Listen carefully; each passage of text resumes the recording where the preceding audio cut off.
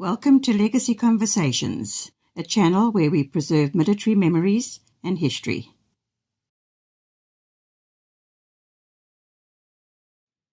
Hallo internet, ek is opgewonde. Julle weet hoekom. Eerste plek is 'n groot eer om met julle te praat. En ek wil julle vra asseblief maar nou kom praat met my. Die rede is baie belangrik. As ons nie ons storie kan uitbring nie, beteken dit die vyand se storie gaan daar staan.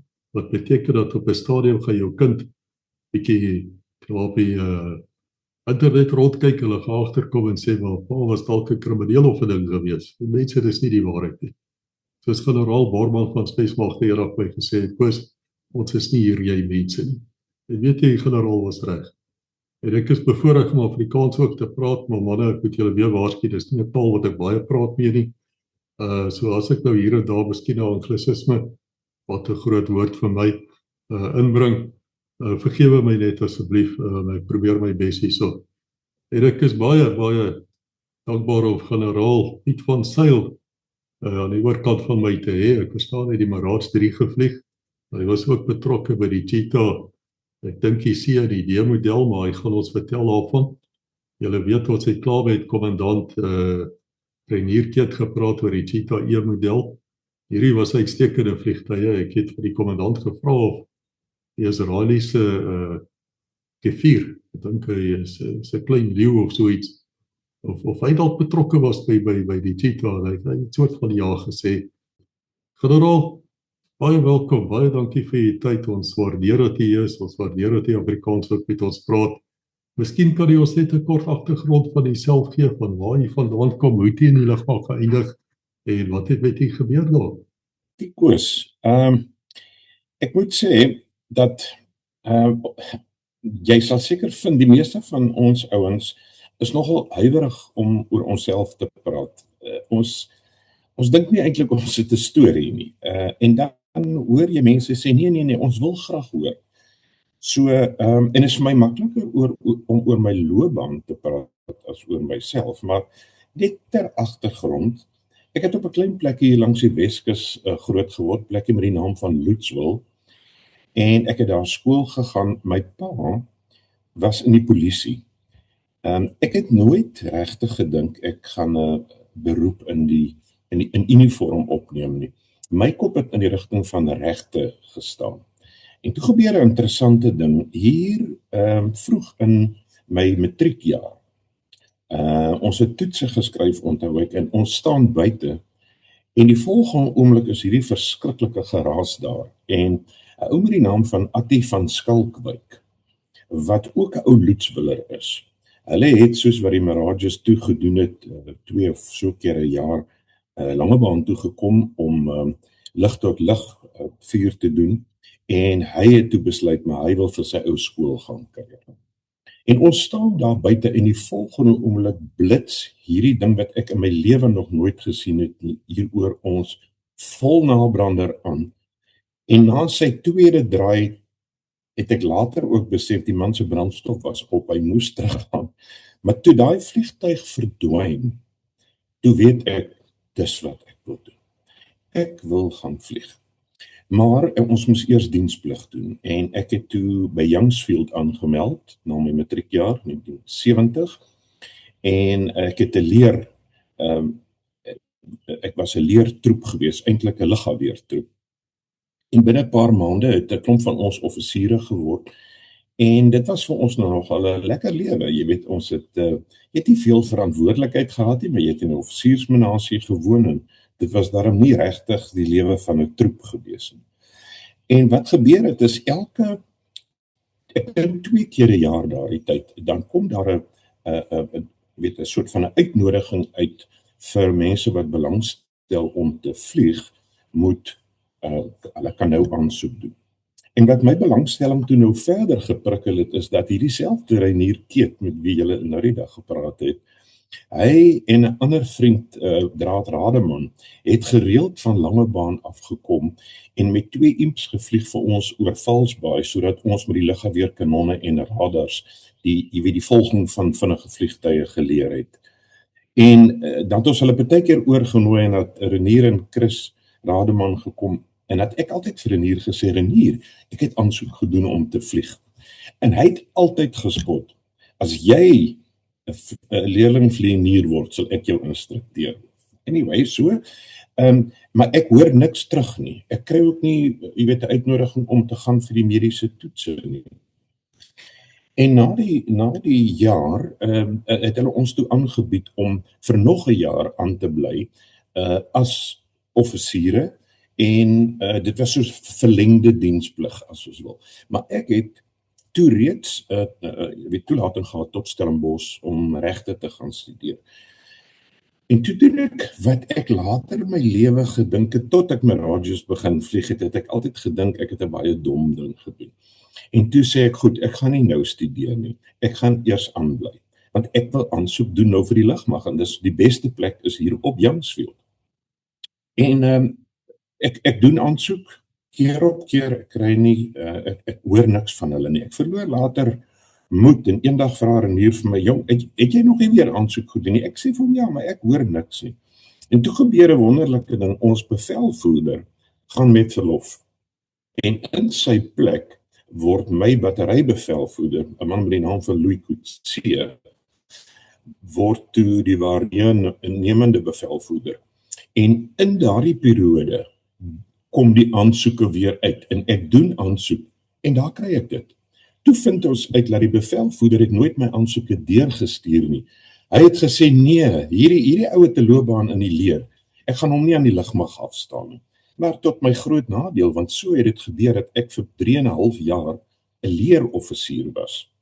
En nou ja, maar goed, so toe word ek gekeer en toe gaan ek vlieëniersopleiding doen en ons het daai tyd het ons toe die kursus was 2 dele. Die eerste deel doen jy op Harvard en op de Notter en dan skuif jy lange baan weg toe en dan doen jy Impala aanpassing en dan kry jy vleuels op. En so waar, toe ek op lange baan weg aankom, wie staan hier? Renier Keet, instrukteur. Hy sê, ek het jou mos gesê, as jy hier kom, sal ek jou instrukteur wees. Nou ja, maar goed, dit was toe wonderlik, maar dit was nadat ons toe in Angola was, en ek en Renier, het ook toe 'n lang, jy weet, ervaring gehad, die hele tyd wat ons in Angola was, ek as 'n leeroffisier, hy as 'n lugmag koördineerder, en dit was 'n ongelooflike tyd gewees. Maar goed, ek het toe Impalas gevlieg, vleuels gekry, en toe is ek Agriskader toe in Bloemfontein toe verplaas. Dit was die tyd toe die Impalas net ernstig in die Bosoorlog begin gebruik word. Mense het begin verstaan dat hierdie vliegtuig, alhoewel hy nie baie vinnig is nie, eintlik 'n verskriklike doeltreffende klein grondaanvalsvliegtuig is. Met sy 230 mm kanonne en sy snap vuurpyle was hy, en bomme, hy was 'n gedigtig klein vegter. Sy probleem, soos al ons vliegtuie, maar hulle het nie eintlik beskerming gehad nie. So jy moes jou taktiek, ek sal 'n bietjie meer daarvan sê, wanneer ons by radios kom, dat jou taktiek moes voorsiening maak vir jou gebrek aan tegnologie aan boord van die vliegtuig. Nou ja, met Impalas het ons dit gedoen, en ek dink ek het meer van die bos gehou, ons was altyd Ondangwa toe, en ek het meer van die bos as van Bloemfontein gehou. En die gevolg is dat ek is toe, as daar 'n geleentheid kom om bos toe te gaan, 'n vliegtuig moet omgeruil word, of 'n ou raak siek, of een van my goeie vriende, Piet Hollis, is dood met 'n uitskiet nadat hy raak geskiet is in Impala, en ek moes hom gaan vervang, so ek het baie maande in Ondangwa spandeer op Impalas. Wonderlike tye gewees, benoude oomblikke soms gehad, vliegtuie 'n paar keer raak geskiet, maar ek was een van die gelukkige ouens, ek het nooit 'n lewensbedreigende noodgeval in 'n vliegtuig gehad nie. Soos 'n engine weiring of 'n brand en sulke tipe goed nie.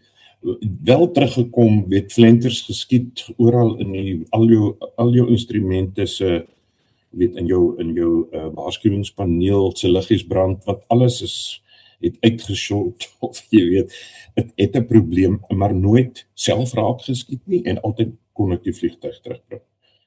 En toe, na so 4 jaar op Impalas, toe kry ek keuring om radios toe te gaan. En ek is toe Pietersburg toe, en in 1980, en ek het my radioaanpassing gedoen, Ons was maar so 7 op die kursus gewees. Garage-aanpassing gedoen en dan aan die einde van die kursus, dan word jy geplaas met waar die opleidings, die vlieëniers en die bevelvoerder besluit jy waarskynlik die beste gaan aanpas. En die bevelvoerder het my ingeroep en gesê, kyk, jou wapens was nie wat wonders gewees nie. Jy gaan definitief nie een skade doen. Jy is nie 'n grondaanvalsou nie. En ek het agtergekom dat jy hou baie meer van navigasie as van, luggeveg manoeuvring. En toe sê ek, ja, dit is regtig waar. Toe sê hy, so ons gaan jou 2 skade toestuur. Dis op Hoedspruit en jy gaan verkenningsvliegtuie vlieg. Ek was toe verskriklik in my skik, want daar was 2 ouens toe op 2 skader, 2 manne met die naam van Otto Scheer, hy het afgetree ook as 'n generaal-majoor, en 'n ander ou wat later dood is in Mirage 3, JP Wessels, en hierdie 2 manne was legendaries, en die blote gedagte om Hoedspruit toe te gaan en saam met hulle op dieselfde verkenningsvlug te wees, was natuurlik vir my wonderlik. So, ek is toe Hoedspruit toe, die begin van 1981, en op die verkenningsvliegtuie. Nou, ons het 2 tipes gehad. Ons het die RZ gehad, die Z-toon aan soos die AZ en die F1CZ toon aan dat dit 'n Suid-Afrikaanse weergawe is.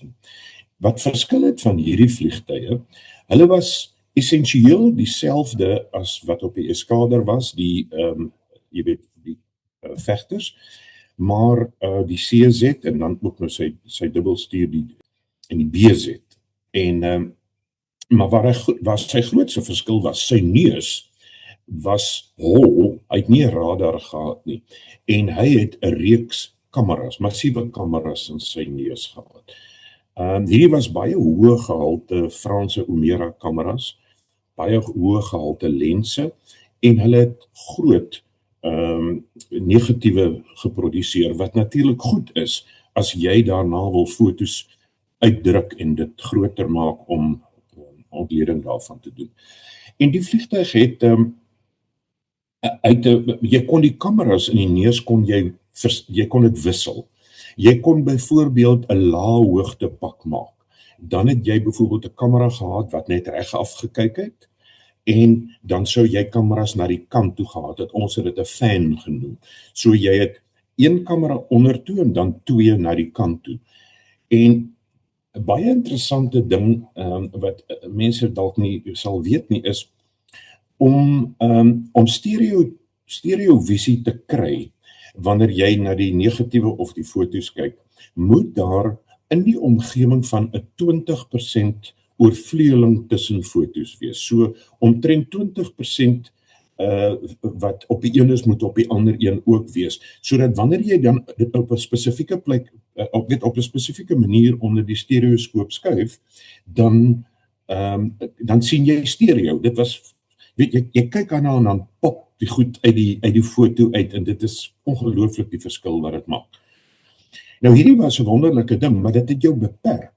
Jy kon nie te vinnig en te laag vlieg nie, want die kamera se spoed waarteen hy foto's neem is te stadig, en jy begin kry nie net die oorvleueling nie, jy begin kry later 'n gaping tussen foto's, wat natuurlik baie sleg is, want jy weet nooit wat sit in daai gapings. So ons moes rondom die beperkings van die kameras moes ons, ons taktiek bepaal. En dat jy 'n hoë hoogte pak gekry. Dit is dieselfde, een onder toe, een regs, een links. Nou wat hulle gedoen het, hulle het oorvleueling gehad, nie net, elke kamera, so die kamera wat links uitkyk, oorvleuel met homself nie. Hierdie hele 3 pak het oorvleuel soos wat jy aangaan. So die onderste ene ook, en dan die 2 langs die kant. En die ideale hoogte om hierdie foto's te neem vir hierdie tipe konfigurasie was 20.000 voet bo die grond. En dit is die tipe foto's wat ons in elk geval die meeste in die Bosoorlog geneem het, bloot omdat, soos ek net sal verduidelik, ons het geen beskerming gehad nie, en dit was die tipe wapentuig, die Russiese wapentuig wat ontplooi was in Angola, was werklik, selfs vandag nog, uiters gevaarlike toerusting. En dit sou vir jou, maak nie saak van jou spoed nie, as hy betyds van jou weet, sal hy vir jou flenter skiet, geen twyfel nie. So, jy was ook versigtig om nie te naby die goed te kom nie. En dan die ander ding natuurlik vir die beplanning vir die vegvliegtuie of vir die grondaanvalsvliegtuie van 1 Eskader tipies, en jy weet ek selfs ook 24 Eskader en 12 Eskader met die Canberras, was dit belangrik dat hulle 'n bird's eye soort van sig van die teikenarea het, om te sien, jy weet, wat is daar, wat is in jou omgewing. So, ons het, kort nadat ek daar gekom het, het hulle die Mirages begin bos toe roep. En sê maar, luister, ons het 'n probleem, waar ons wil foto's hê, kan die Impala met sy klein kamera pod dit nie regtig doen nie. Hy's stadig, hy's kwesbaar, en die MiGs het begin aankom, en 'n Impala sal sukkel om vir 'n MiG weg te hardloop, en dis moeilik om 'n Impala te escort met Mirages. Jy weet, hy het net nie die spoed nie. So, en toes die gevoel dat ons moet die Mirages hier kry. Nou ja, ek sal nou vertel hoe ons geoefen het, maar daar was een groot probleem met die aanwending van die Mirages op Ondangma, ek sal terugkom daarna toe, is die aanloopbaan. Die aanloopbaan was omtrent 1500 voet te kort. Nou, 'n mens sal dink 1500 voet maak nie veel saak nie, totdat jy nog so 100 knope het om af te bloei en jy gaan oor die laaste merker, dan maak 1000 voet baie saak. So dit was altyd vir ons 'n baie groot probleem. Ek het altyd gespot en gesê, vir ons, die reconnaissance het rekkie geword, so ons was die rekkie guys. En die rekkie ouens was altyd, ons het altyd met mekaar gespot en gesê, die gevaarlikste deel van ons missie is landing. Terug by ons eie mense. Ons is nie bang daar buite nie. Jy is doodbenoud om daai stuk monster op die grond te kry. Ek sal 'n bietjie meer daaroor sê, wat het ons gedoen om daai risiko te beperk. Wat ek graag wil sê is dat ons het saam met 2 Eskader, ons was nou deel van 2 Eskader, maar saam met die onderskeppingsvleuel van 2 Eskader was ons het baie goeie integrasie gehad. Sodat hulle het byvoorbeeld vir ons opleiding gegee in luggevegmanoeuvres, genoeg sodat ons na onsself kon kyk, sou dit nodig wees. Want ons het ook lug-tot-lug missiele gedra, in elk geval, en jy het jou 2 kanonne wat volgelaai is, so wat bewapening betref, was ons goed genoeg bewapen, maar daar was ander probleme, hoekom ons nie in 'n geveg betrokke wil raak nie. Onder andere, ons het net 6 van die vliegtuie, en ons wil definitief nie een van die 6 verloor, in 'n geveg wat eintlik moes nooit gebeur het nie. So ons is altyd geeskort, en die Kobus Toerien hulle sal ook vir jou gruwelstories vertel van hulle probleem om die rekkievliegtuie te escort, en hier is hoekom. Ons vliegtuie veral in die heel vroeë stadium van hierdie gevegte, of van hierdie oorlog, het geen beskermingsmaatreëls gehad. Ons het nie kaf gehad nie, ons het nie fakkels gehad nie, en ons het later gekry, maar aan die begin het ons nie radarwaarskuwing ontvangers gehad. So, die probleem is, jy het geen aktiewe verdediging as 'n missiel byvoorbeeld op jou sou aansluit nie. En ons het gekies om 'n taktiek te volg waar ons dood eenvoudig op verrassing berus het. So wat ons sal doen is, ons sal die oomblik wanneer iemand ons kan sien, sal ons tot die heel laaste oomblik uitstel, deur absoluut boomtop hoogte te vlieg, teen omtrent die maksimum spoed, vir subsonies. Nou, ons gereelde, ons standaard manier van vlieg was 100 voet bo die grond, en as dit lekker plat en gelyk is, kan jy homself nou 'n bietjie laer druk ook, en 540 knope. Nou 540 knope is amper presies 1000 km/h. Die probleem wat ons gehad het, is dat die vliegtuig het basies geen navigasiestelsel gehad. Die R2Z was nou beter as die RZ, want dit was 'n Doppler gebaseerde navigasiestelsel, en jy het basies moes jy maar op tyd en rigting moes jy werk, dead reckoning. Dit klink verskriklik, so jy het in die kajuit by jou, het jy 'n stel kaarte gehad. Hierdie laaste stuk wat ek sal beskryf, is jy op 51.000, maar jy kan nie daai groot kaart in die kajuit hê nie, so jy sny hom in sulke repe, en dan blaai jy hom soos 'n boek, soos jy weet, dit klink belaglik, maar dis wat ons gedoen het. So ons manier van vlieg was baie laag, baie vinnig. En dan, natuurlik, jy kan nie foto's neem in daai soort van konfigurasie nie. So wat ons gedoen het, jy sou tipies, kom ons sê dis 'n spoorlyn, wat jy moet afneem, of 'n kusgebied met 'n hawe of so. Wat ons sal doen is, jy sal tipies 90 grade met die lyn, sal jy aankom, en dan op 'n gegeewe punt, ek sal later 'n bietjie net meer sê oor die profiel, dan sal jy nabrander aansit, versnel na maksimum subsonies toe, en dan sal jy, soos ons genoem het, jy sal pitch. Jy trek dood eenvoudig die vliegtuig op in 'n baie steil klim met nabrander aan na 20.000 voet toe. Nou daar was 2 redes hiervoor. Eerstens, die gevaarsone vir jou is van grondvlak af tot 20.000 voet, want omtrent alles wat kan skiet kan in daai bracket skiet, maar van 20.000 voet af is die gevaar uil. Dan is jy relatief veilig. En dan sou jy 'n 90 grade draai hoog doen, uitrol, die lyn op die neus kry en die kameras aansit. Jou nommer 2 sou presies dieselfde ding doen, en dan ry jy op hierdie lyn af vir sover jy dan nou moet, en dan weer onderste bo, af onder toe, en teen die tyd dat jy weer op 100 voet uitkom, dan is jy weer so by 550, dalk 600 knope. Dit is 'n tipe profiel wat nogal gevra het dat jy 'n paar tegnieke moet beheers. Een van die tegnieke wat jy moes intuïtief kon doen, is navigeer. Jy moes leer om op daai spoed met jou relatief beperkte uitsig, wat jy uit die kajuit het, omdat jy so laag is, moes jy leer om kritieke landmerke op te tel en koersaanpassings te maak. En natuurlik, dan verstaan jy, wanneer ons nou 'n F1CZ Escort gehad het, Kobus Turin, Martin Lou, hierdie ouens, en dat ons het eendag teruggekom, het Kobus gesê, hy wil nou hier skryf, iemand moet vir hom 'n ding gee waar hy kan skryf, hy ry nooit weer 'n Escort vir die rekkie ouens nie.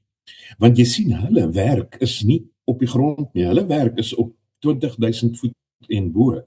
En ewe skielik, dit help nie ons vlieg op 100 voet en hulle sit op 300 voet nie, want almal weet hier kom vliegtye. So hulle word geforseer in ons brief, julle bly op ons hoogte. En nou is hulle probleem natuurlik, nie alleen moet hulle hier navigeer op 'n hoogte wat hulle glad nie gemaklik mee is nie. Hulle moet ons dophou. Laat hulle die formasie se integriteit handhaaf, in ons, dis radiostilte, niemand praat nie. So jy sê nie vir iemand wanneer jy gaan opwik nie. As hulle kyk, dan sit jy 10.000 voet bokant hulle. So dit moes 'n intense periode gewees het vir die arme Escort. Maar dit was ons oorlewing, en dit was waarop ons gekonsentreer het.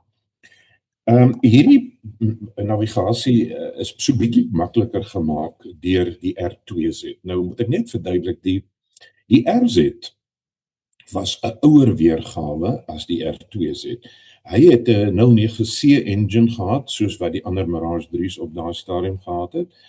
En hy het ook 'n Doppler navigasiestel gehad, maar stelsel gehad, maar die aard van die saak 'n baie ouer en meer cru stelsel. Sy radio's byvoorbeeld was ou analoog radio's. Ek sal nooit vergeet nie, as jy 'n frekwensie verander, het altyd so tweet gemaak, dan weet jy, okay, daar sy nou op. Hy moes homself eers instel op die frekwensie, terwyl die R2Z baie moderne radio's gehad het, en 'n baie beter navigasiestelsel, nie so goed soos die F1 nie, die F1AZ nie, maar nietemin baie beter. Hy het ook goed soos 'n VOR en ILS ingehaat wat natuurlik baie saak gemaak het. En kort daarna het ons radio waarskuwingsontvangers in die kajuit gekry. Dit was net so oogies wat buite op die vliegtuig gesit het en is die hele tyd 'n scan gedoen het op die frekwensies van goed wat na jou kyk en dit dan geklassifiseer om te sê, okay, hierdie is 'n SAM 3 of 2 of wat ook al die geval mag wees. En ek sal as ons tyd het, sal ek miskien 'n kort episode vertel van 'n missie waar hierdie ding ons regtig ek wil sê amper gered het. Maar goed, so die R2Z het ook 'n baie beter engine gehad, die genaamde 9K50.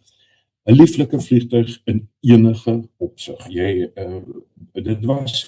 Die Mirage 3 was ek dink 'n mens kan sê, dit was 'n moeilike vliegtuig om te vlieg. Hy was glad nie vergewingsgesind nie. As jy 'n fout maak, boet jy daarvoor. En veral as jy op laaspoed 'n fout maak, dan vergewe hy jou glad nie. So jy moes baie mooi binne sy spesifieke envelope vlieg om seker te maak hy byt jou nie aan die hakskeen nie. Maar as jy dit doen, was dit 'n absolute plesier om te vlieg. En soos jy nou kan dink, sou ons, as ons kon, enige tyd 2 RZ's bos toe vat as 2 R2's bos toe vat as R. Nou, maar die probleem is, ons het net 2 gehad. Net 2 van die 6 was R2Z's gewees. En dit het natuurlijk bemoeilik om altyd te sorg dat al 2 terselfde tyd diensbaar is wanneer ons moes vlieg. Nou, ek wil sê 80% van ons vlieg was om die kuns van hierdie verskriklike hoë spoed buitengewone lae hoogte te bemeester. Ek onthou ons het 'n ou gehad van Switserland. Amper so uitruil, dit was nie uitruil, dit was net so, hy was so gas by ons gewees vir 'n maand of so. Hans Peter onthou ek was sy naam. En hy het basies kom kyk, hoe vlieg ons, want hulle het ook dieselfde vliegtye in Switserland en hulle wou graag sien, hoe werk hierdie ouens wat nou nader aan 'n oorlog is as hulle. En ek sal nooit vergeet nie, ek het hom in 'n dubbelstuurvliegtuig saam met my kollega oorlede Glenn Warden, seker een van die beste vlieëniers wat ons gehad het, en hy het informasie gelei en ek het met 'n dubbelstuurvliegtuig met jong Peter agterin gevlieg. En toe ons terugkom op die grond, die brief ons vra nou vir hom, jy weet, hoe het hy dit gevind? En hy sê, I have only one word, scary. Ons sê vir my, jy vlieg dan ook die vliegtuig. Hy sê, maar ons doen nie wat julle doen nie.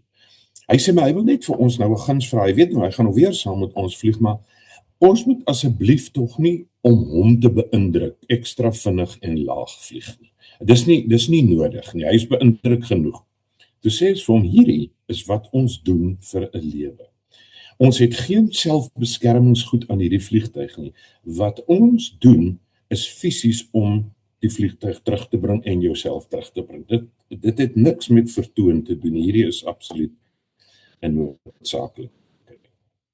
Maar goed, en so het dit toe gebeur dat die Mirage 3 verkenningsvliegtuie geweldig gewild geword het in veral die westelike gedeelte van die operasionele area.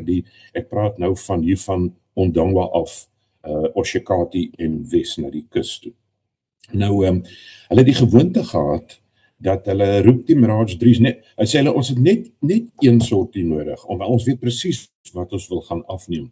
Maar dan begin ek kry, as hulle weet die Mirage 3's is daar, maar terwyl hulle nou hier is, ons is agter met hierdie, en ons weet nie wat op die treinspoor aangaan nie, en ons weet nie wat by die havens aangaan nie, en ons het gegaan vir een sortie, en 3 weke later, toe pleit ons, toe sê ons moet terug aan die vliegtuie, het dienste dringend nodig.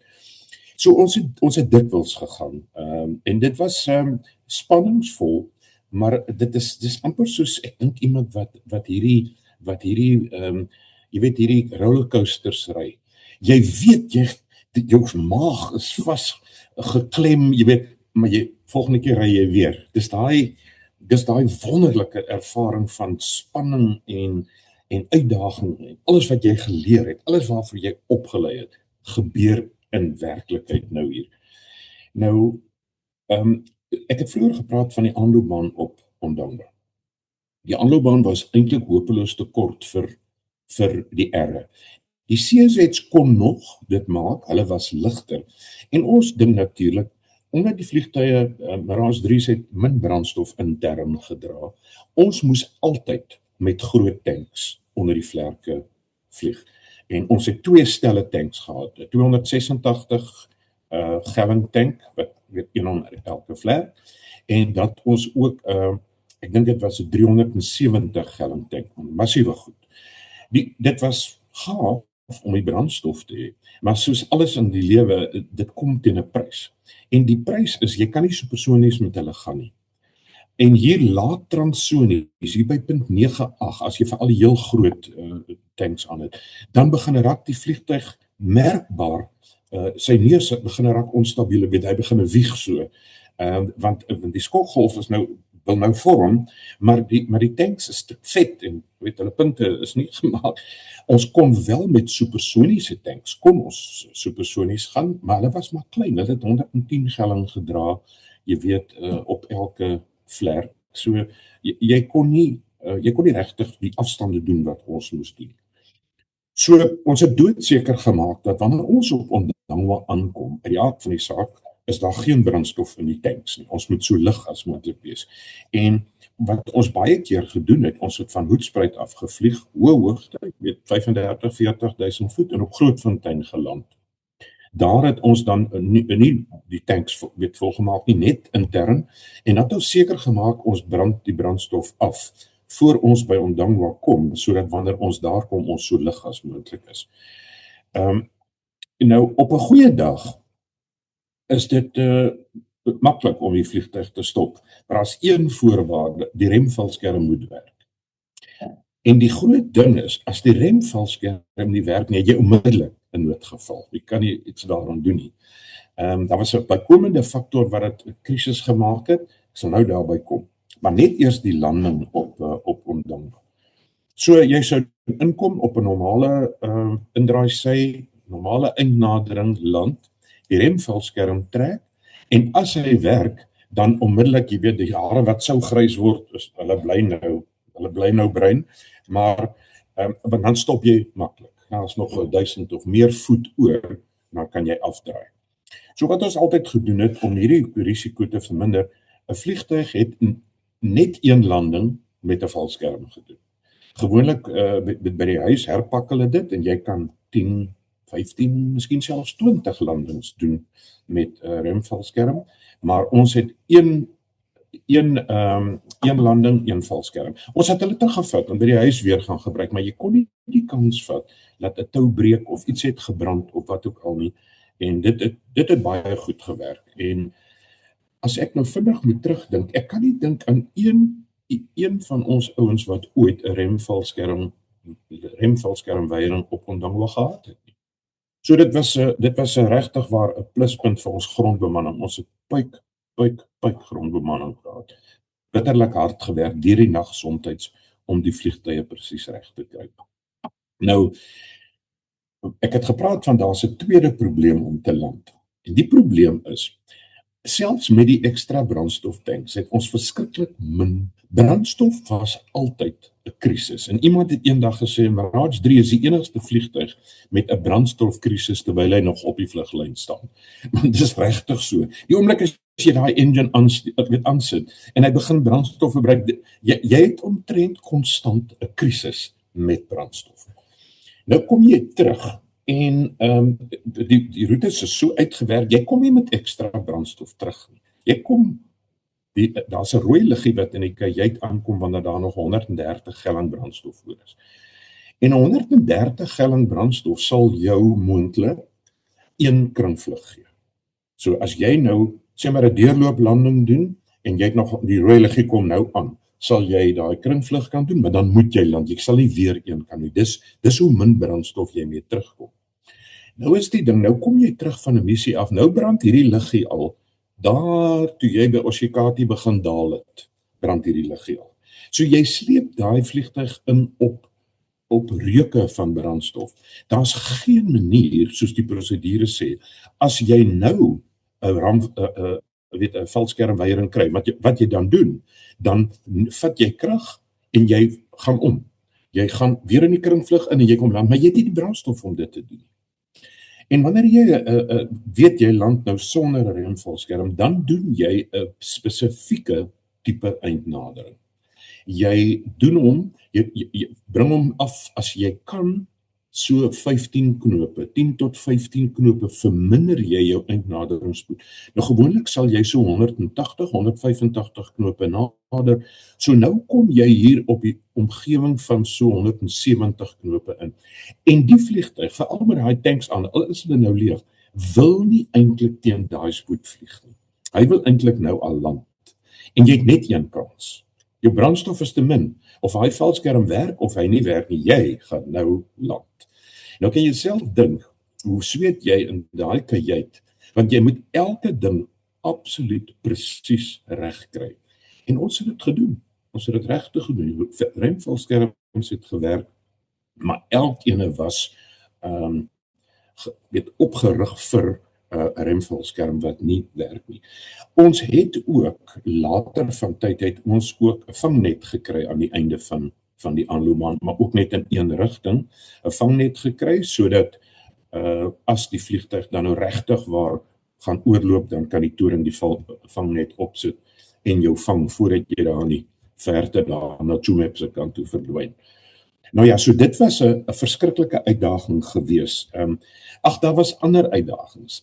Dit is tipies die Mirage 3. Byvoorbeeld, jy mag nie die remvalskerm ontplooi voor 150 knope nie.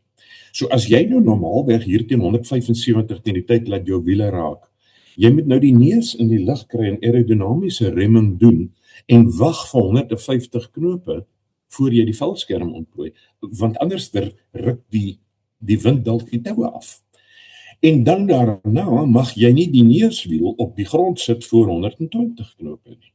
So jy moet heeltyd jou spoed dophou en seker maak, en jy kyk vir die afstand in jou hele wese sê rem, maar jy kan nog nie rem nie, want jy kan nie die neuswiel neersit nie. En as jy begin rem, sal die neuswiel afgaan. So die landingstegniek op Ondangwa was 'n geweldige uitdaging. Nou, die opstyging het sy eie uitdagings gehad, omdat die aanloopbaan te kort was, en nou styg jy met hierdie tanks volop. Jy's basies op maksimum toelaatbare vliegtuiggewig tot op die kilogram. So, die temperatuur op daai aanloopbaan kan maklik hier na 243 grade buitelugtemperatuur wees. Die aanloopbaan temperatuur self word maklik hier by 50-55 grade Celsius, daar waar die vliegtuig sy lug insuig, hier 2 meter bo die grond. En ons het verskriklik streng op die grafieke gewerk, en ons het ons lewens gewaag op die integriteit van daai prestasiegrafieke. Glo my, as hy sê dis nog 'n ekstra 100 meter dat ons hom geglo, en dit was nie digitaal nie, jy het hulle op kurwes, het jy hulle uitgestippel. Dit was 'n groot geloofsprong gewees om dit te doen. Maar goed, ons het na die grafieke gekyk en besef dat in die meeste oggende kan jy nie na 9 uur in die oggend met die R opstyg nie, want dis te warm. Die vliegtuig se prestasie, omdat dit nou 'n turbine engine is geweldig sensitief vir hitte. So hoe warmer dit is, hoe minder effektief is hy. En aansienlik. So ons maksimum opstygtemperatuur as 'n soort van 'n rule of thumb was 32 grade. As dit warmer as 32 is, dan kan die R kan nog ry tot by 35, maar dan daarna kan hulle dit ook nie doen nie. Want dit het ook 'n invloed vir wanneer jy terugkom. Die na-landingsaanloop is baie langer hoe warmer dit is. Jou remme is nie so effektief nie en so voort. So, so dit is een van die redes hoekom ons so 'n voorkeur vir die R2's gehad het, want jy kan hulle tot later in die oggend gebruik. Nou sal 'n mens kan sê, maar ry 8 uur, vlieg 8 uur, eerlik dis mos dan al lig.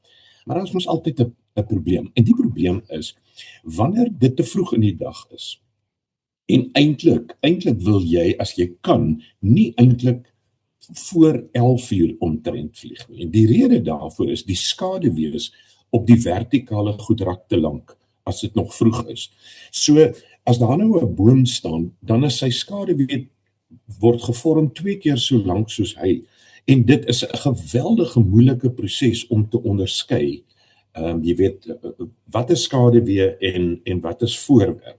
En die ander ding natuurlik, daai tyd van die oggend is die kontras geweldig swak. Nou alhoewel ons net swart en wit, ons kon kleur doen, as jy kleurfilm insit, maar dit was geweldig duur. So ons het swart en wit gedoen, wat in elk geval beter was vir die foto-interpreteerders. En as jy te vroeg gaan, is die kontras ook te swak. So jy wil hê die son moet opwees en jy weet, daar moet skerpte in die foto wees, daar moet detail uitgemaak kan word.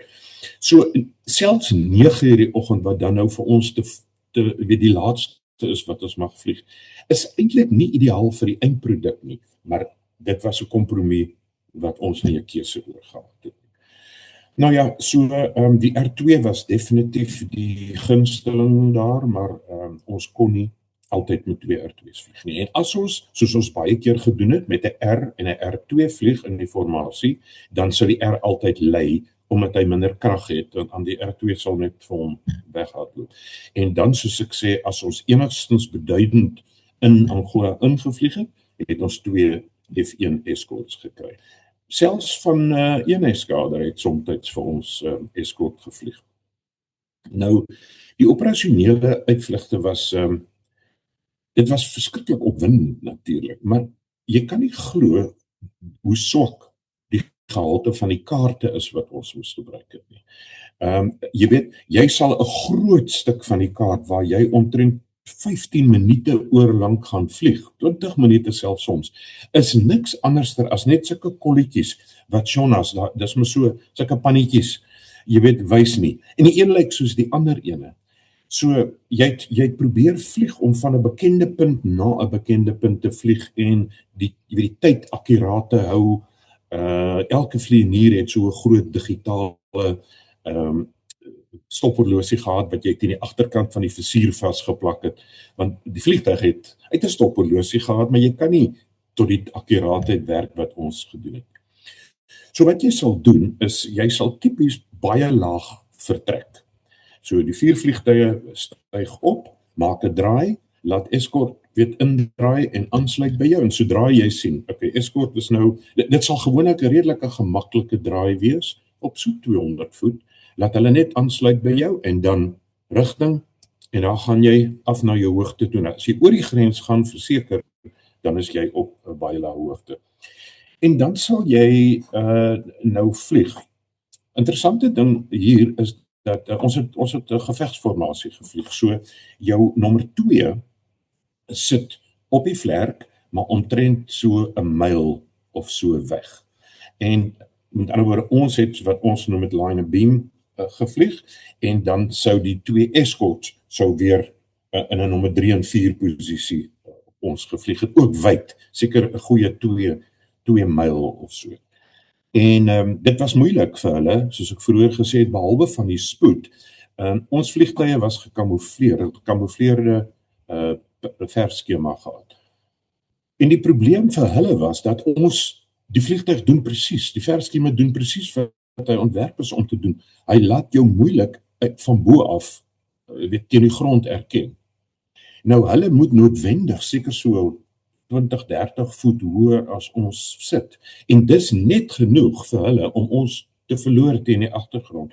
So dit moes regtig waar, dis brawe manne wat saamgery het. Maar wat jy dan sal tipies doen, dan sal jy op hierdie lae hoogte, sal jy inhardloop 540 knope, 1000 km/h, en dan sal jy by 'n punt kom wat ons die IP noem, die initial point.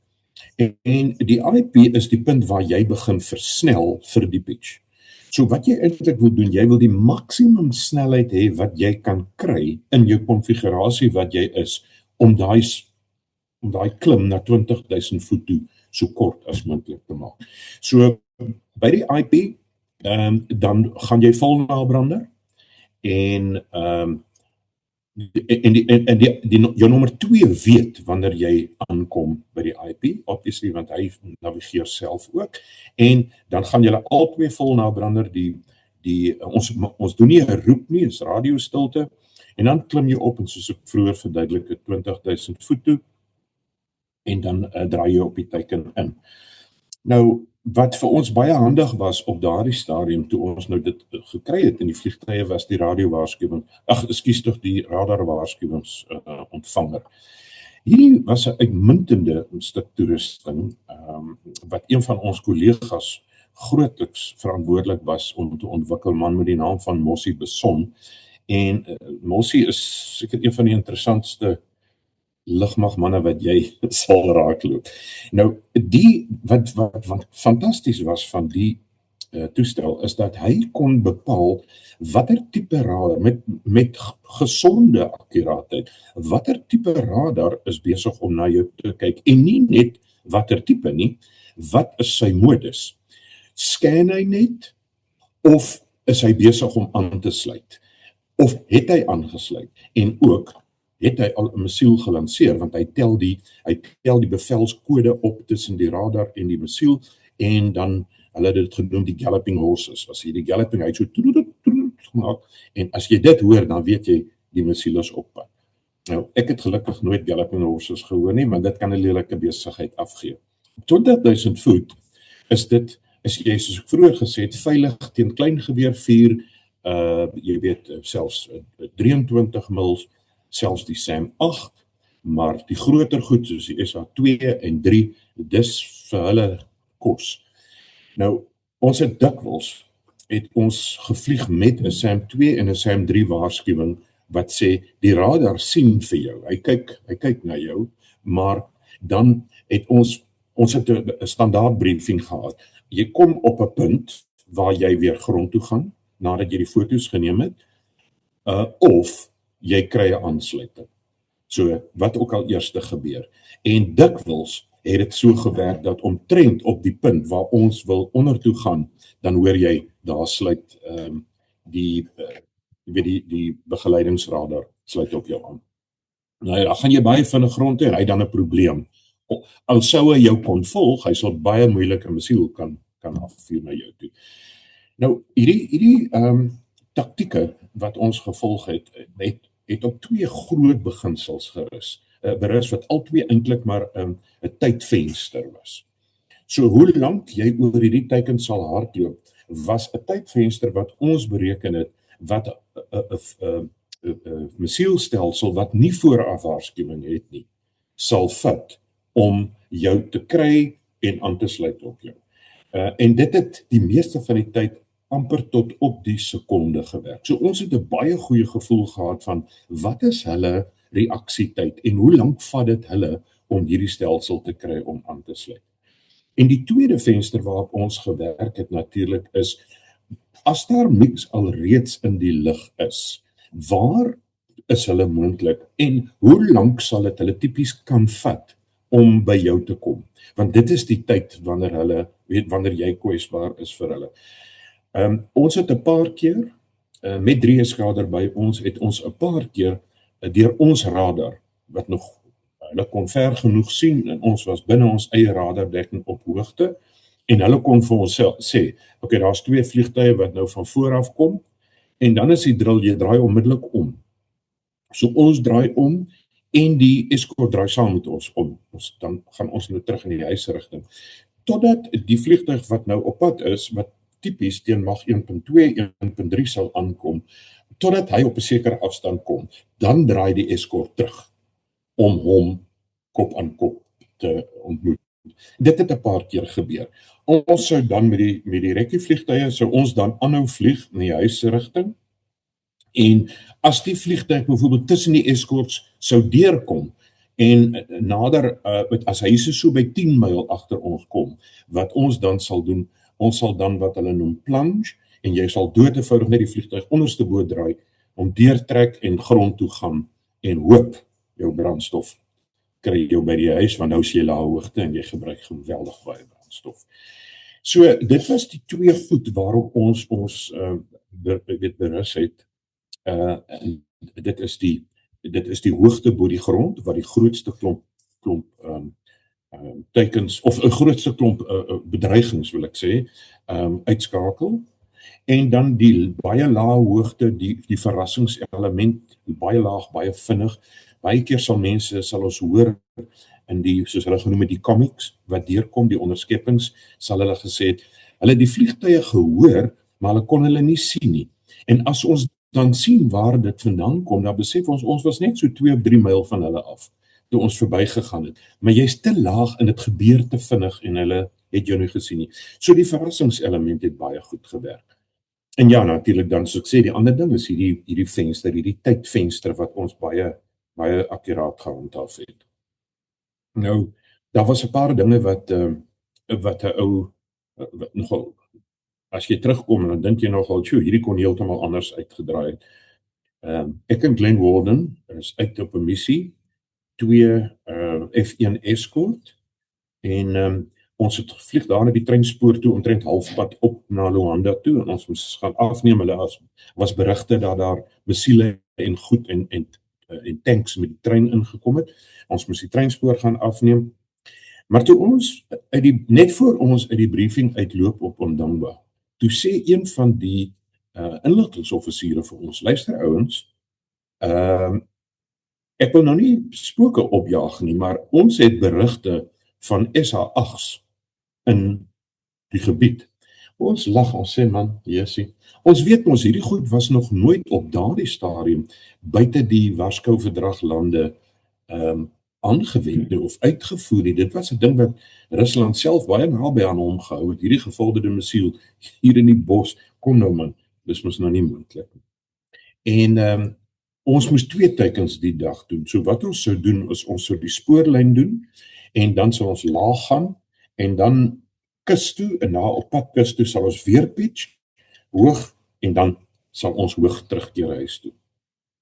En hulle nou dui hulle vir ons op die kaart aan waarvan hulle bronne sê hierdie SA-8s is, maar dit is sommer vlakkerig, man, 150 kilometer in Angola in, sê hulle nou, hier staan die goed. Maar ons merk het op die kaart, en ek en Glenn, toe ons uitstap, ons lag, ons sê, hierdie ouens sal ook elke dag 'n nuwe ding uitdink, om ons te vermaak. Maar dan kan hom so 'n bietjie meer realisties wees. Hoekom daarom nou is Sam, jy weet, dis hom nou nie.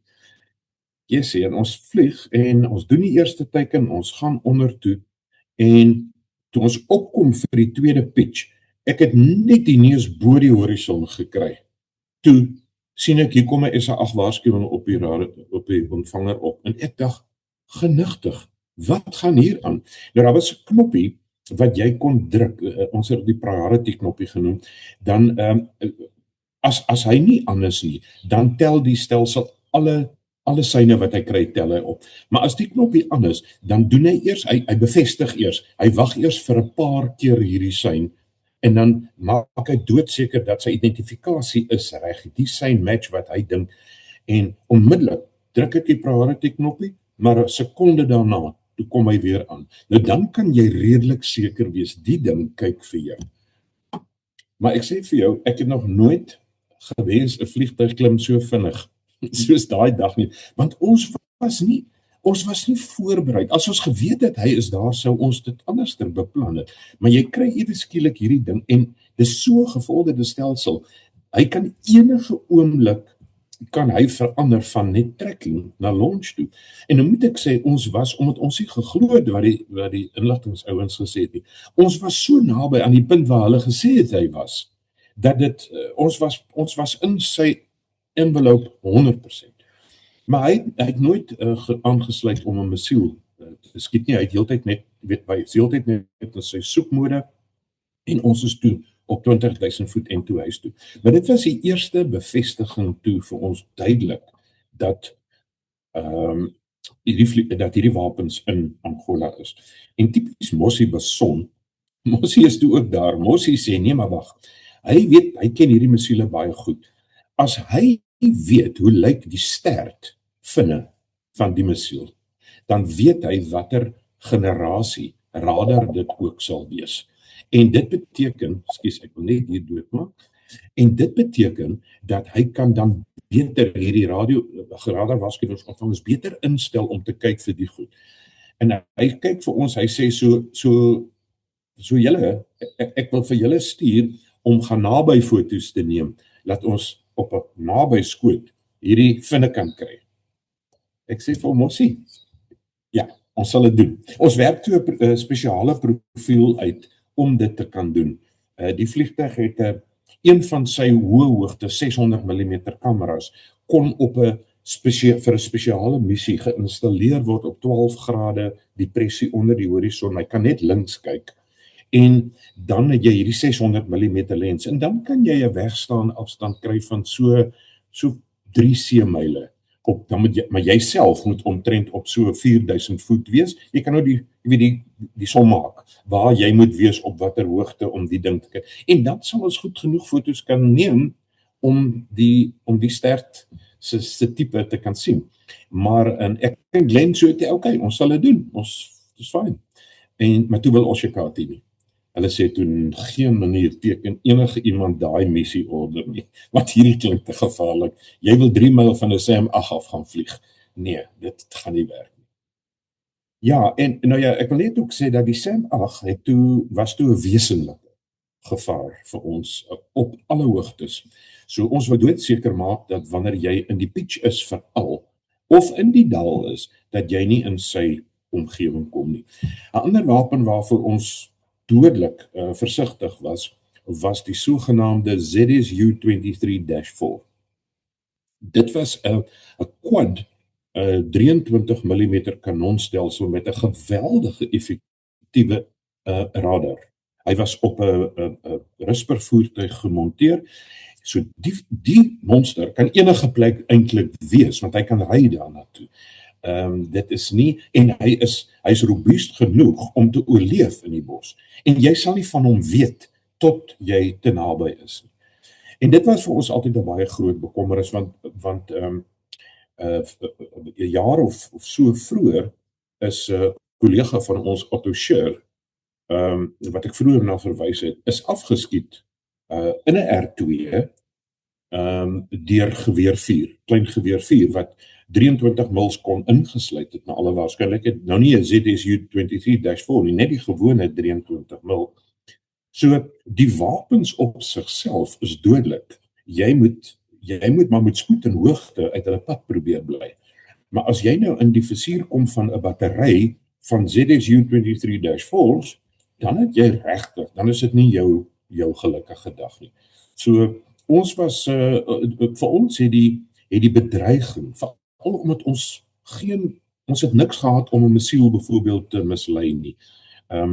Die bedreiging vir ons het op 'n stadium akuut geword vir die verkenningsvliegtuie, ongewapen tussen daai klomp goed. En natuurlik toe die MiG-23's begin bykom. Wat verder, ons was nie regtig bang vir 'n MiG-21 nie, want dit was maar soos 'n Mirage 3. Ons sou vir hom kon weghardloop as ons net so 'n myl of 2 het.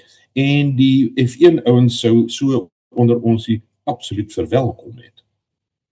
Soos wat Johan Renken dan ook nog vir jou gewys het, 2 keer daarvan Mapacha se kant af. So ja, hulle dit sou nie vir ons 'n probleem gewees het om MiG-21's in die lug te kry nie. Maar die 23 was natuurlik heeltemal iets anders.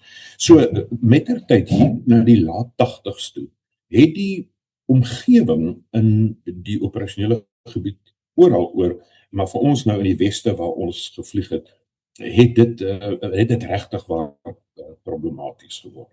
Maar ons het hulle altyd teruggebring en ons het die Mirage 3's is uitgefaseer met nog die 6 vliegtuie nie almal in diens nie, maar in besit. Nog so, hulle het almal saam uitgegaan.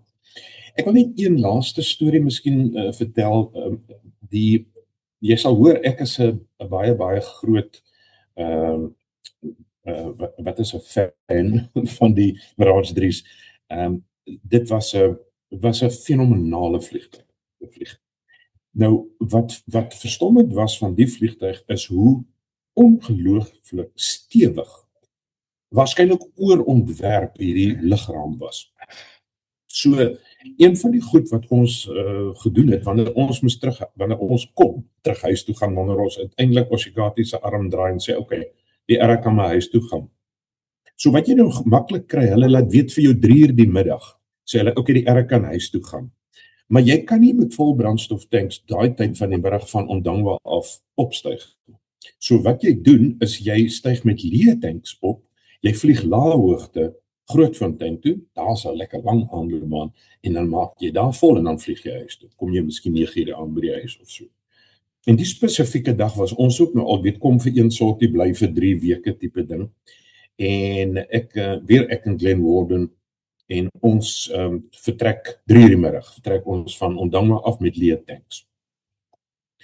En nou vlieg ons net so verby Tsumeb en jy gaan net so oor 'n stukkie van die Etosha Panne, net so kilometer of so gaan jy verby, net so bietjie wes van Tsumeb.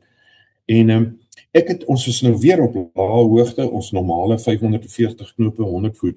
En die volgende oomblik vang my oog iets wat van die grond af opkom, maar net daai split sekonde. En ek tref hierdie voël. Maar ek hoor die slag, maar jy kan mos nie jou vlerke in die vliegtuig sien nie. Jy kan nie jou kop ver genoeg omkry om jou vlerke te sien nie. So ek weet hy het my hier iewers langs die kant getref, maar ek kan nie sien wat die skade is nie. Maar ek weet dit moes beduidend gewees het. Ek het daarna gespot en vir Glenn gesê, ek dink hierdie voël het sy eie aanloopbaan naby sy nes. So 'n massiewe ding was dit gewees. En dan die drill natuurlik, dan as so iets gebeur en jy vermoed strukturele skade, dan klim jy op na so 10.000 voet toe en dan doen jy 'n laaspoedhanteringstoets om te kyk, jy weet, het van die kontrolevlakke nie seer gekry sodat jy vlieg nog teen hoë spoed, maar die oomblik as jy teen laaspoed moet vlieg, dan raak die vliegtuig onstabiel. En ek roep vir Glenn en ek sê Glenn, kom kyk bietjie op my linkerkant. Ek het 'n voël geslaan. Kom kyk bietjie vir my. En hy kom langs aan en ek kyk vir hom en hy wys sommer met sy hande by sy kop. Ek sê wat? Hy sê kan jy dit sien? Ek sê nee, ek kan dit nie sien nie. Jy weet mos ek kan nie naby sien nie. Hy sê dis maar goed dat jy dit nie kan sien nie. Hy sê nou moet ons eers gou die hanteringstoets. Ek doen die hanteringstoets. Perfek. Ek my vliegtuig my keer niks. Ek kom af tot 170 knope, geen probleem.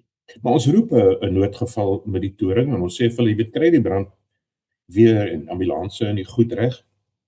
Want ek weet nie wat, ek weet byvoorbeeld nie, werk my remme, die hidroliese druk is reg, maar as ek land, kan dit wees dat ek nie remme het nie, of hier agter het iets gebeur en ek gaan nie 'n remvalskerm hê nie, of wat ook al.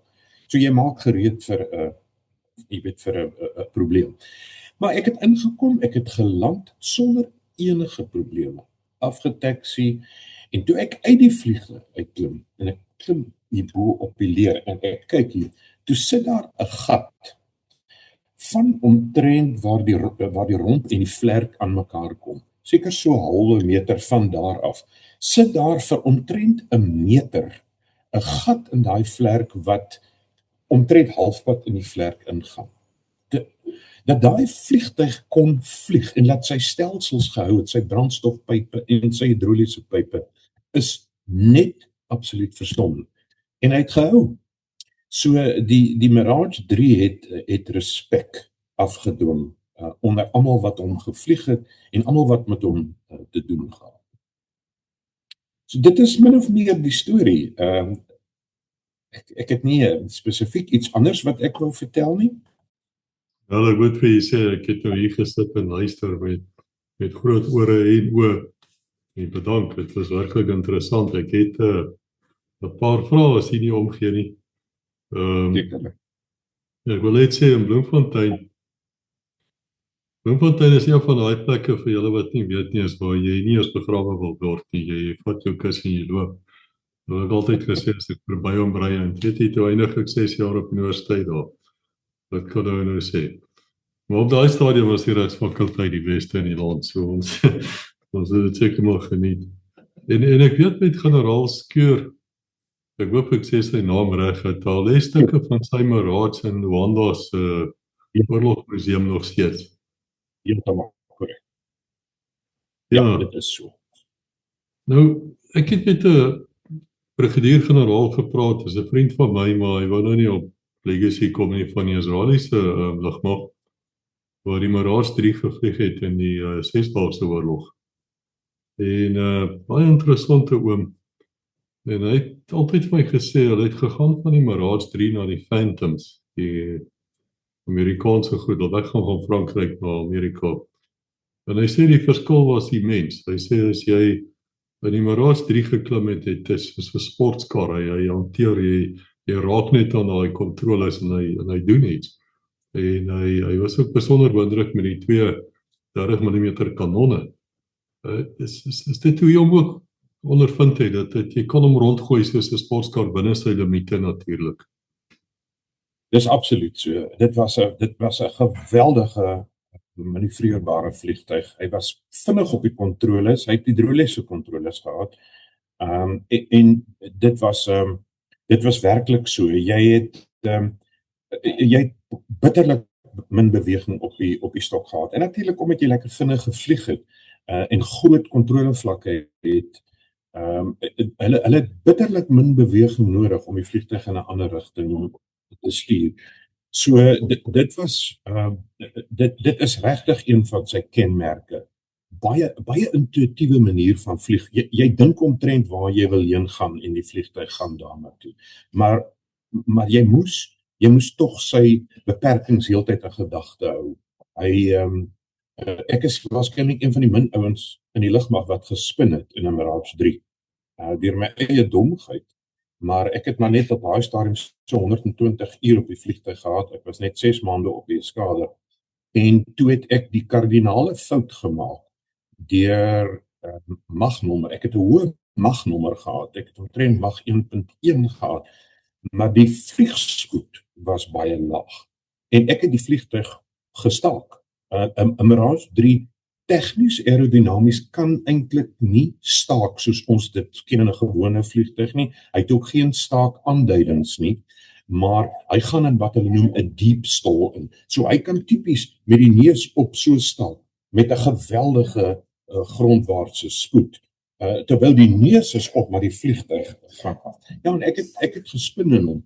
So ek het dit reg gekry om te herstel. Toevallig was Renier Keet ook in hierdie formasie gewees, maar ek het dit reg gekry om te herstel op so 10.000 voet en net weer besef hy's manoeuvreerbaar, lig op die kontroles, 'n plesier om te vlieg, maar jy moet baie bewus wees dat hierdie vliegtuig het beperkings en hy vergewe jou nie sommer. Ja, jy weet, dit bring vir my by 'n baie interessante onderwerp wat ek al die vlieëniers vra. En ek kry gewoonlik dieselfde antwoord. Maar ons het vir Majoor Alfer Percy opgeneem so rukkie terug en ons is ook betrokke om te help met die fondsinsameling vir die man. Nou, hy het 'n F1 CZ gevlieg wat toe in 'n kontak was met die mix en hy het toe geland met die ding wat toe het dinge verkeerd geloop by 'n ander baan en hy is uitgeskiet met sy stoel en daai uitskietstoele is nie die beste ooit nie, is nie 'n 0-0 hier nie. En met die gevolg is die majore toe geëindig, was 'n kaptein toe dink ek, het toe geëindig verlam. Nou, my vraag van hom was, en ek vra ook nou vir Jesus, ek gevra vir Kobus Torin en die res van hulle, was daar druk op u as 'n vlieënier om die vliegtuig terug te bring ten alle kostes, of kon nie, as die nie anders kon nie, nou maar die uitskietstoel gebruik soos generaal Otto gedoen het, en soveel ander mense?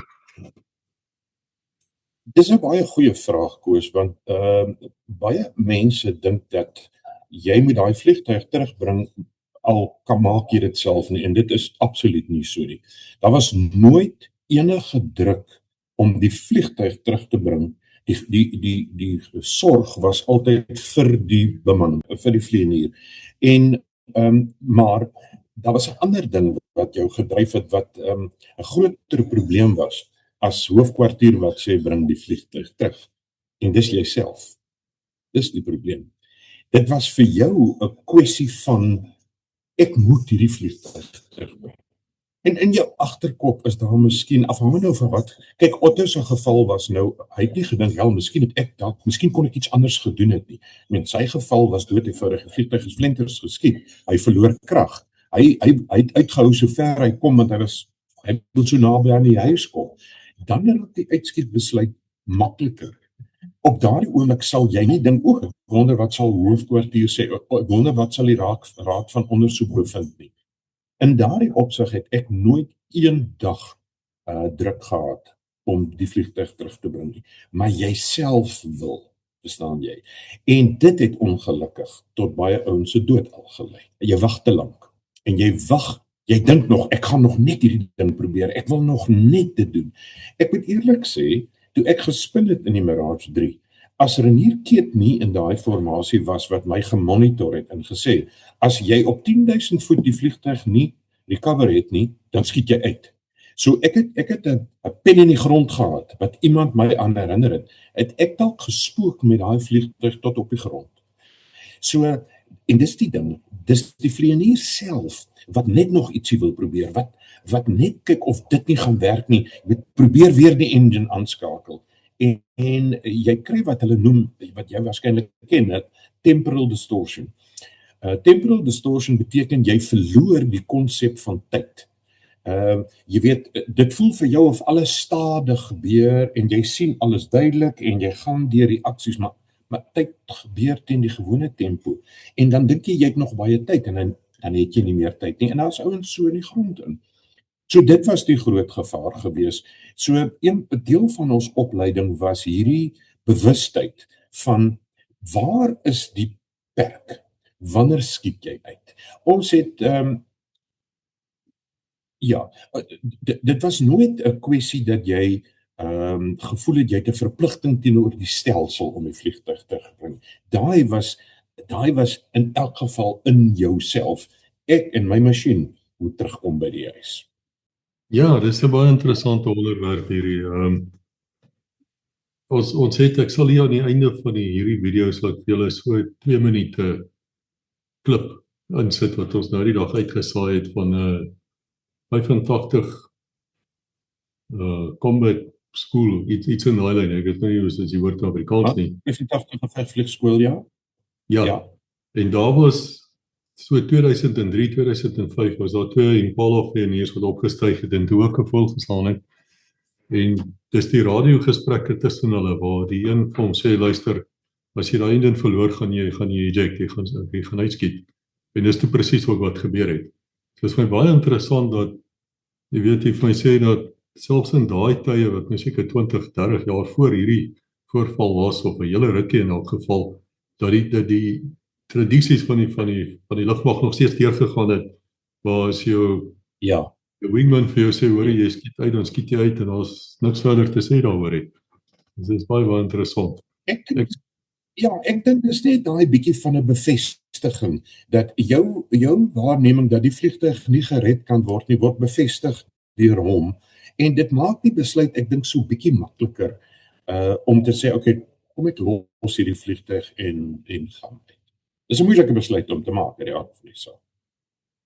Ja, jy weet, dit is interessant, ek het nou met generaal Amir gepraat het, dis nou die Israel het, toe sê hy vir my, hy het 'n kollega gehad in die oorlog, wat na die Yom Kippur oorlog, toe vlieg hulle nou al die Phantom 2, en hulle het soveel verliese gehad, dat die Amerikaanse lugmag het basies die Phantoms ingevlieg, en hulle sou net die insignia, wat noem jy dit nou in Afrikaans, jy weet wat hulle praat. Ja, hulle sou net dit verander en opstyg en gaan, maar hulle sê die Amerikaners het vir hulle uit Vietnam uit, het hulle 'n stelsel ontwikkel wat hierdie missiele kan stop. Wel, is om jam. Maar wat hy moet doen is, hy moet hom stabiel hou. Hy moet net aanhou vlieg en glo daai elektroniese ding gaan werk. Nou ja, die oomblik het soos 18 maande in die tronk gesit in Sirië of iets anders van hom afgeskiet het. En hy sê van daar af hy besluit, as hy ooit weer hoor van 'n missiel wat op pad is na hom toe, hy draai binne daai missiel in en hy gaan op afterburner en Hy gaan nie, Ja. hy gaan nie verder hê. Maar op 'n ligte noot, ek verstaan dat die Marats 3 manne het 'n naam gehad vir die Marats F1 ouens, die CZ's. Ek kan nou nie presies onthou dat die was gelees, ek dink in Lionel Reed se boek met die Mick Diaries. Ek kan nie self herinner aan dat hy 'n of ander naam gehad het, want dit was nie baie liefdevol nie. Ons het mos maar gespot onder mekaar. Ons het vir hulle gesê dis piskrieke wat hulle vlieg, jy weet, maar 'n piskriek is eintlik dit is eintlik 'n klein Cessnaatjie of so. Maar die F1 was 'n vliegtuig wat regtig ver bo sy tyd gevorder was. Met sy autopilot stelsel wat hy in aan boord gehad het, sy goeie navigasiestelsel, die AZ met sy moving map display, en jy kon regtig waar jy kon 'n ILS ry op die autopilot, so hy het baie brandstof gedra, en dit was jy weet, kan ek net gou 'n storie vertel van die brandstof, omdat die F1 soveel meer brandstof as ons dra.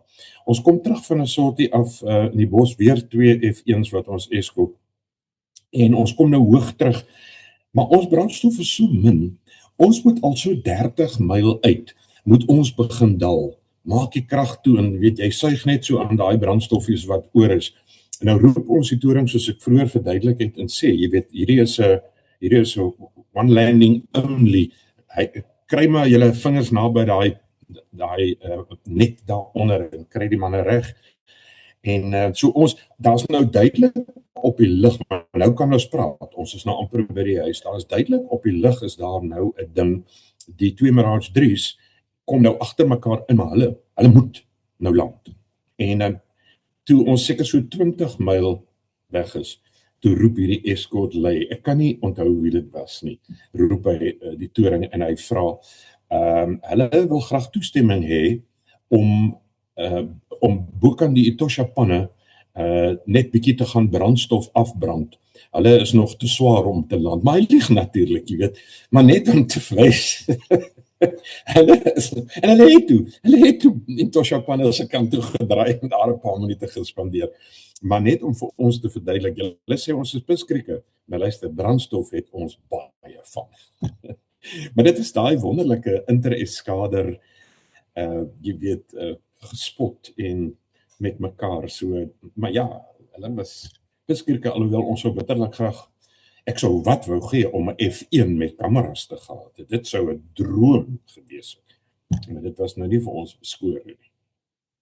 Dis vreeslik interessant, die goed, kan ek jy 'n tegniese vraag vra, jy sê vir my, jy het 3 brandstoftanks onder, 2 onder die vlerke en 1 seker onder die maag, die belly. Is hierdie goed outomaties of moet jy hom draai daar met die hand om hom te voer? Hulle voer outomaties. Hulle word aan die begin onder druk gesit van die engine afkom, en hulle voer van buite af. So die eerste brandstof wat jy gebruik is altyd van die tanks af. So jou interne brandstof bly vol en tot hulle leeg is, en dan begin die interne brandstof eers afkom. Maar as outomaties al wat jy moet doen is jy moet die hele tyd dophou dat jy nie jy het liggies wat wys wanneer die tanks vol is en wanneer hulle leeg is, en jy moet net die hele tyd dophou dat jy nie 'n asimetriese situasie kry nie. Dat een tank byvoorbeeld as gevolg van 'n klepprobleem ophou voer het en die ander een is leeg. Nou het jy hierdie 3/4 tank aan die een kant en 'n leë tank aan die ander kant. Jy sou in so 'n geval sou jy die brandstof kon weggooi. Die tanks het onder hulle 'n klep wat so 'n knop in die kajuit, en dan druk jy en dan maak jy die klep oop en dan gooi jy brandstof weg. Net om nie asimetries te wees in daai geval. Ja, jy weet, ek wil nog praat met hierdie ouens wat die 707 gevlieg het, daai Boeing met die lug-tot-lug aanvulling, is dit nie iets Afrikaans? Hoekom is dit nooit in die oorlog gebruik nie? Kon die Mirage 3 dit nie doen nie? Ek weet die F1's dink ek. Die Mirage 3 die F1's kon dit doen en later kon die Cheetahs dit doen, maar die Mirage 3's kon dit nie doen nie. En ons was eintlik die enigste ouens wat dit regtig nodig gehad het.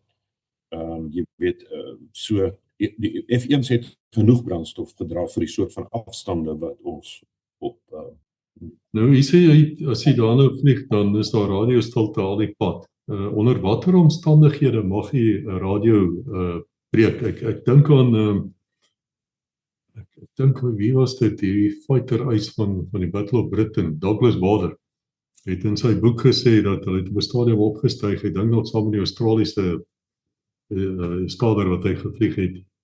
En toe is daar een ouetjie wat blykbaar sê sy een of ander liggie brand, waarskuwingsbrand.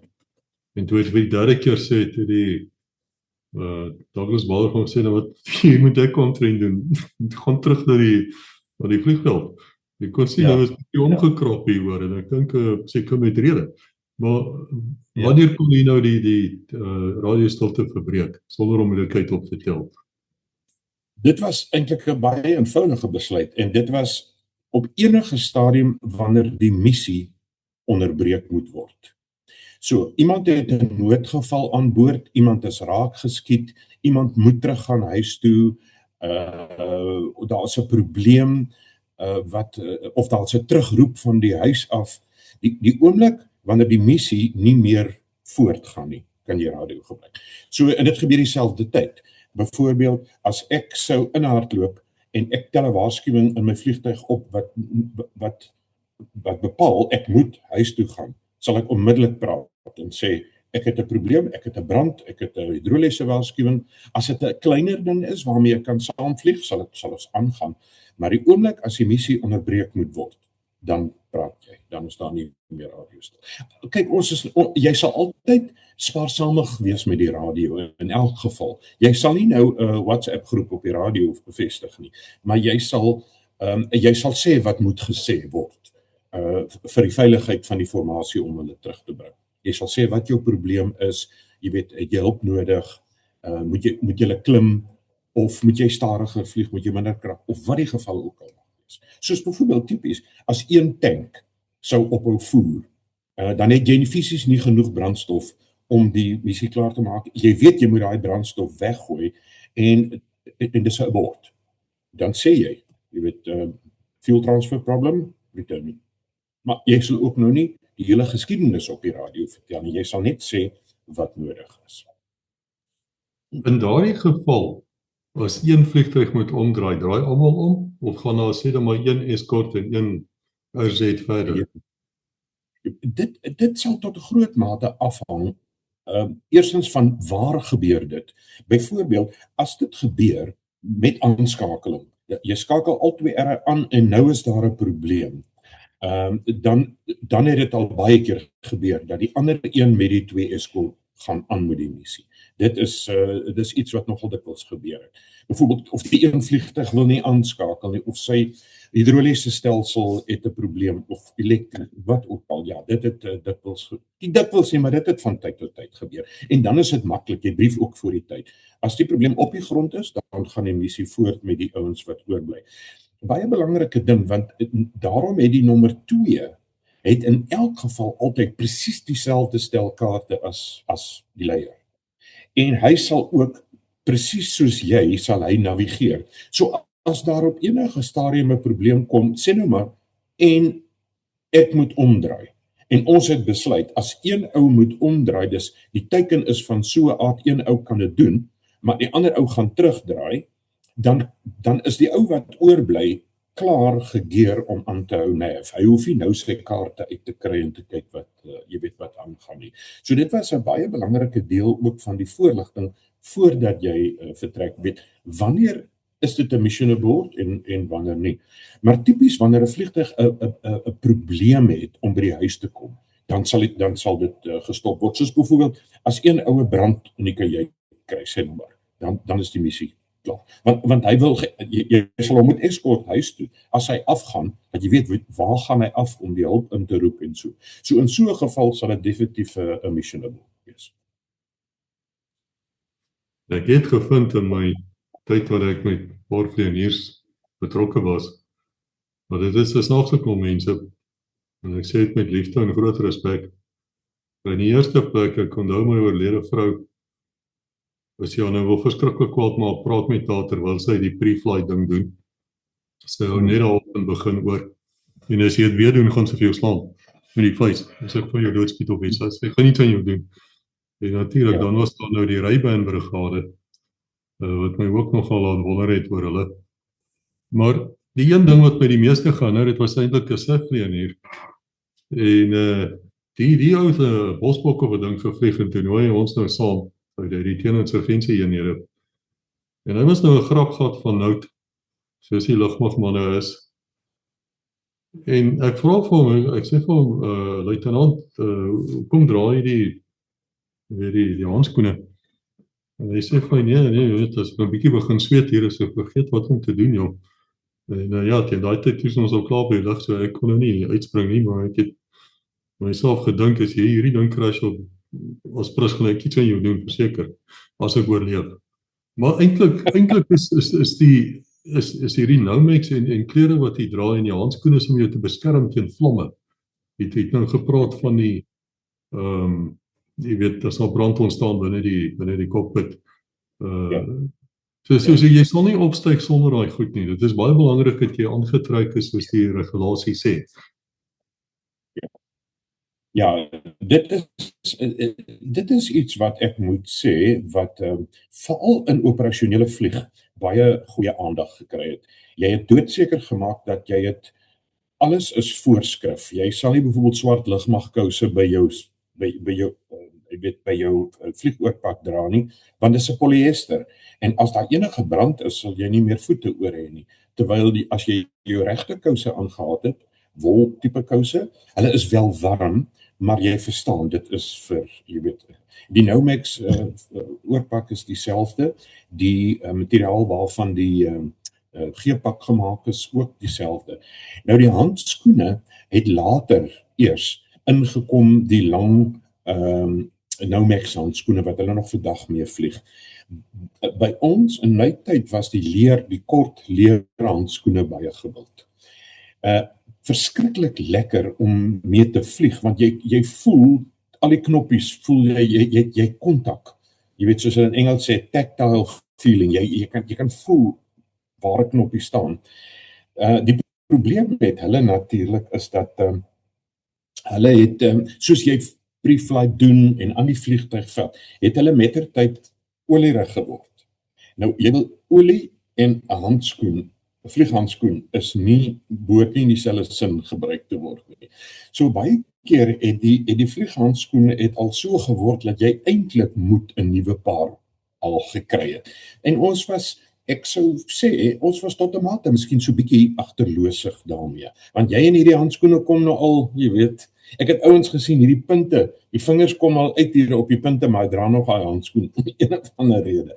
Maar die Nomex wat hulle nou dra is baie beter. Hy kom ook hoog op teen jou arm. Ons het altyd hierdie gaping gehad hier waar die oorpak ophou en waar die handskoen begin. So ek het altyd gewonder of hy nie maar meer was die leerhandskoene, wit leerhandskoene, sulke off-white leerhandskoene, of hulle nie maar meer vir die hantering was om lekker aan die goed te vat as verbrand nie. Ek sal nie kan sê nie. Maar ek dink tog hy het 'n brandbeskermingsfunksie ook gehad. Maar verseker ja, die Nomex handskoene is 'n baie groot verbetering. Ons het nou die dag 'n ouetjie hier gehad wat gepraat het oor die horlosies wat die vlieëniers uitgereik is. En toe sit ek wonder by myself, nou teken jy vir die ding soos jy nou sou teken vir 'n pistool of vir jou vliegtuig? En moet jy Ja, elke horlosie het 'n nommer agterop ingegrafeer en jy moet hom teruggee. En as jy hom verloor, vertel jy vir niemand jy het hom verloor nie, want dan sê die kwartiermeester, kom verklaar bietjie hier en daar sal waarskynlik 'n basisondersoek wees om te sê, jy weet, waar is hierdie horlosie dan nou heen? So dit was dit vir vlieëniers eerlik het die horlosie nie werklik 'n funksie gehad. Die vliegtuig het 'n horlosie en om op die sekondewyser van 'n armhorlosie, 'n polshorlosie te vlieg, sal waarskynlik werk op hoë hoogte, ja, maar vir taktiese vlieg het hy eintlik baie min nut gehad. So die meeste van die tyd het ek sonder hom gevlieg. Ek het nie regtig die horlosie gehad nie. Ek het vroeër gesê van die groot nommer stophorlosies. Ons het dit gekoop, is sulke groot vierkantige swart stophorlosies met lekker groot knoppe bo. En jy kan hulle is hier voor jou gesig, jy weet, jy kyk daar, hy's heeltyd presies op die sekonde waar is jy. Dit was ons noem prestiek teen die visier geplak. En jy daai ding beter beskerm as jou kwartiermeester horlosie. Ek kan nie vir my sê, generaal, hoe lank kan 'n mens nou wees op, jy praat van vol brand, ek neem aan dis afterburner. Hoe lank kan jy gaan op daai ding, voor jy nou uit petrol uit hardloop of jy jou engine dalk skade aan doen? Ja, kyk, om dit in perspektief te kry, 'n Mirage 3 gebruik 320 liter brandstof per minuut op 10.000 voet met vol nabrander aan. So elke 3 minute is 1000 liter brandstof, wat omtrent 'n derde is van die brandstof wat jy aan boord het. So jy kan nie lank daarmee vlieg nie. Ons het dit byvoorbeeld gebruik vir die opstyging, natuurlik gebruik jy dit vir die opstyging en vir die klim. En in sommige van die missies wat nie te ver in was nie, 'n tweede klim met nabrander.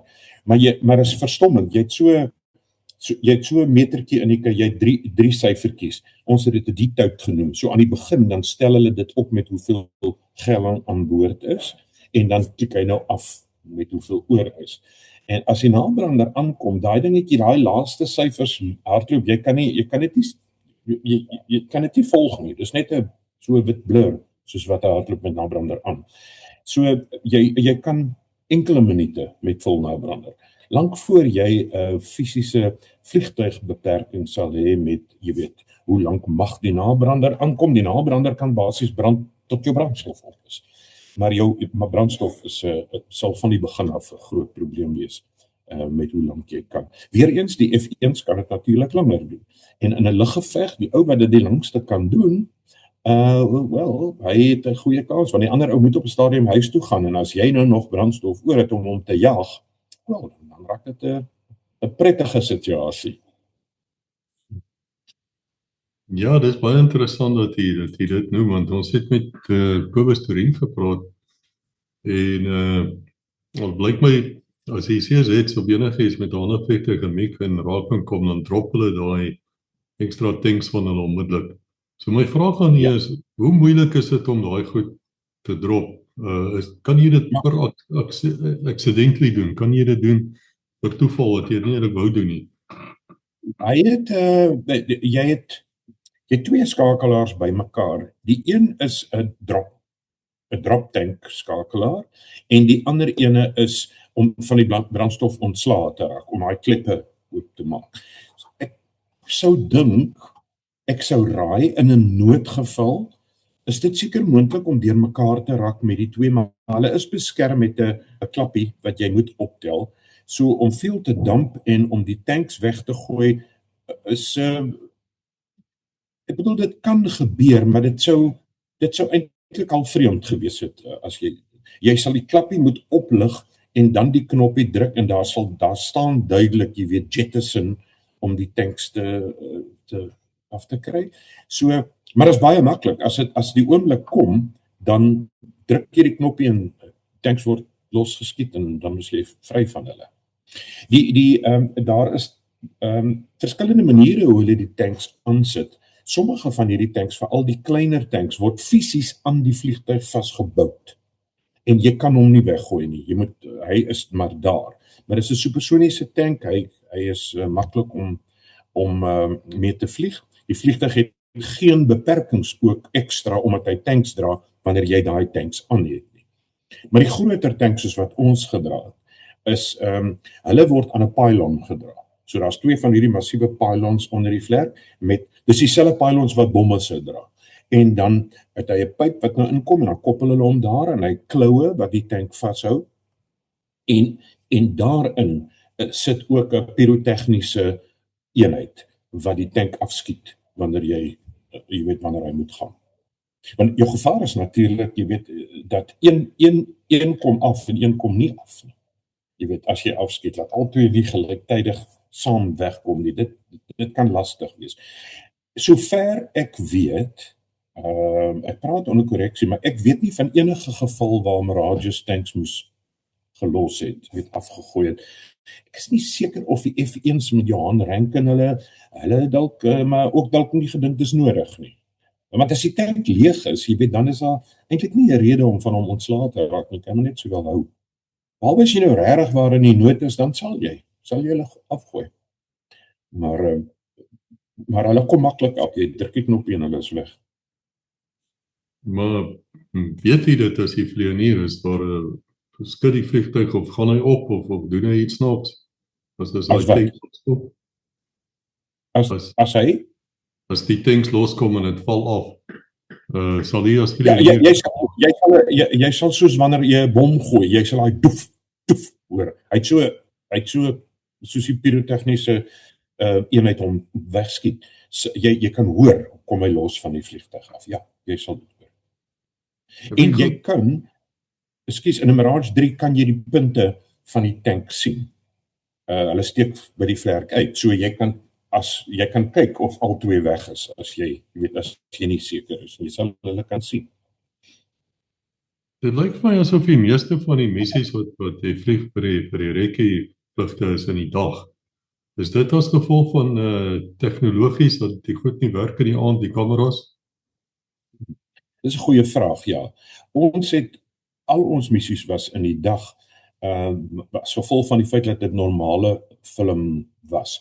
Jy kon 'n infrarooi film insit in die vliegtuig, maar dit sou meer wees om vals kleur te kry as wat dit sou wees om in die nag te vlieg.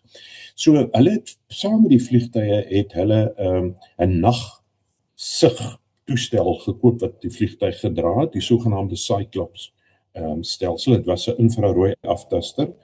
Maar die ding het tipies van die vlak van tegnologie op daai stadium nie baie goed gewerk nie.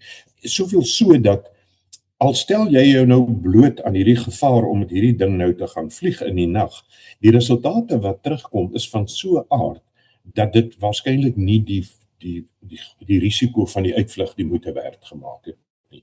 So ek persoonlik het nooit met die Cyclops gevlieg nie. Ek weet Otto Scher en ouens so Steve Ferreira en JP Wessels, hulle het met die Cyclops gevlieg.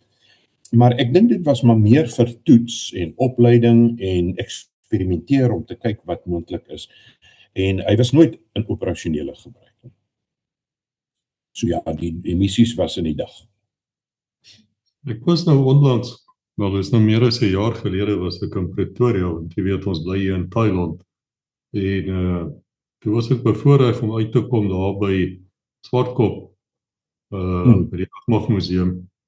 Ja, En daar het ek nou gestaan en kyk na die Mirages. Nou weet jy, dis 'n redelike beknopte kajuit. Dis as die amper die vliegtuig vasmaak aan jou. Voel hy op enige manier nie kan jy ordentlik sien uit die ding uit nie, of raak jy maar gewoond daaraan? Jy raak gewoond daaraan. Kyk, die kajuit is klein en wanneer jy self nou daarin is, jy weet met jou G-pak aan en in die bos het jy ook jou survival jacket aan, jy weet en jou pistool is hier in. Dit raak maar 'n redelike beknopte en met jou vlieghelm aan en die masker en die pype en die goed. Jy is maar beperk oor, jy weet byvoorbeeld hoe ver kan jy jou kop draai. Maar jy raak gewoond daaraan en jy leer om aan te pas. Jy weet jou sitplek is net presies die regte hoogte vir jou en jou voor en langs die kant. Jy fine tune maar jou sit in die kajuit en dan as jy sit jy weet dit is ek het nooit ooit die gevoel gekry die kajuit is beknop. Hy voel meer eintlik cozy. Alles is armlengte. Jy weet die voor is, daar's nie 'n ding wat jy hoef te leun om soos die groter vliegtuie se kajuit en nie. Alles is hier onderlangs of hier op of jy weet hier voor, maar niks wat jy voor hoef te rek nie. So dit was 'n lekker ruimte om in te wees. Ek wil net nou 'n vraag vra. Ek is nie seker hoe om dit te stel nie. Maar wanneer jy die vliegtuig se petrol oopmaak om meer krag te kry na die engines, druk jy daai ding vorentoe of agtertoe? Want dit gehoor die Franse is agterste voor. Jy moet hom terugtrek in sekere van hulle vliegtuie, nie vorentoe nie. Nee, jy gaan vorentoe. Hy sit aan jou linkerkant en is 'n interessante meganisme. hy het nou hier so 'n baar wat nou weet vorentoe en agtertoe kan loop. Hierbo is dit so 'n ronde ding wat jou hand oor sit. Op die punt is die duikrem. So as jy op hom raak, dan so jy weet die stick on hands and throttle tipe ding. So jy kan alles doen wat jy wil doen met jou hande op die kontroles, meeste van die goed. En dan om krag oop te maak, druk jy, hy's nou so plat. Nou druk jy hom vorentoe tot teen 'n stop. Dan het jy full military power, vol droog. En dan as jy hom oplig, jy kan kom so 45 grade, dan kry jy wat hulle noem wat ons genoem het mini PC, mini afterburner. Die afterburner is nou aangesteek, maar hy's nog nie vol nie. En dan druk jy hom, soos hy so staan, druk jy hom vol oop tot voor. En dan is dit nou, dan sit vol nabrander. Maar ek bedoel, ons het maar, as jy vlieg, jy cruise so 97% krag droog, op hoogte, en dan natuurlik nabrander. Nabrander het nie eintlik 'n nut as hy nie vol is nie. So 'n nabrander ons het hom, hy was aan of af, hy was vol of af. Want mini nabrander gebruik baie brandstof, ook soos nabrander, maar jy kry nie eintlik 'n ooreenstemmende effek. Dit voel jy mors brandstof. As jy wil krag hê, gaan vol nabrander en kom weer uit hom uit. Die R met die 09C engine het ook 'n beperking gehad by die 9K50 soos wat in die F1 so is en met die R2 nie gehad het nie. En dit is dat die R2, die 9K50 engine kan jy slam. So jy kan hom van waar jy ook al is, kan jy hom vat teen die stop, mini nabrander en vol nabrander in een beweging doen.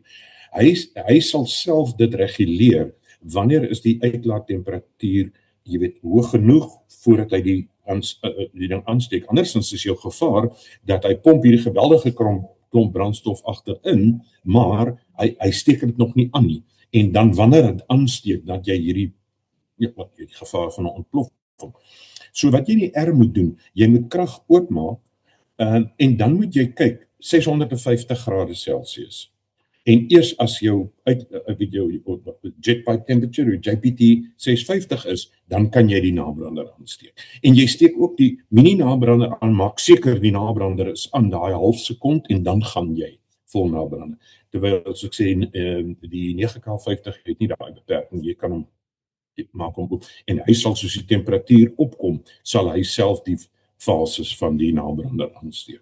Nou is my interessant hoe ek ook was daar by Swartkop is dat dit vir my lyk of die Recce Mirages in twee verskillende kamoufleerdrag was. Ek het moes verduidelik daaroor, want die een is soos jy sê, dit lyk soos die veld, en die ander een was vir my meer 'n hoogte. Ja, dit was 835 was sy nommer. 835 dit was 'n toets wat hulle gedoen het om te kyk.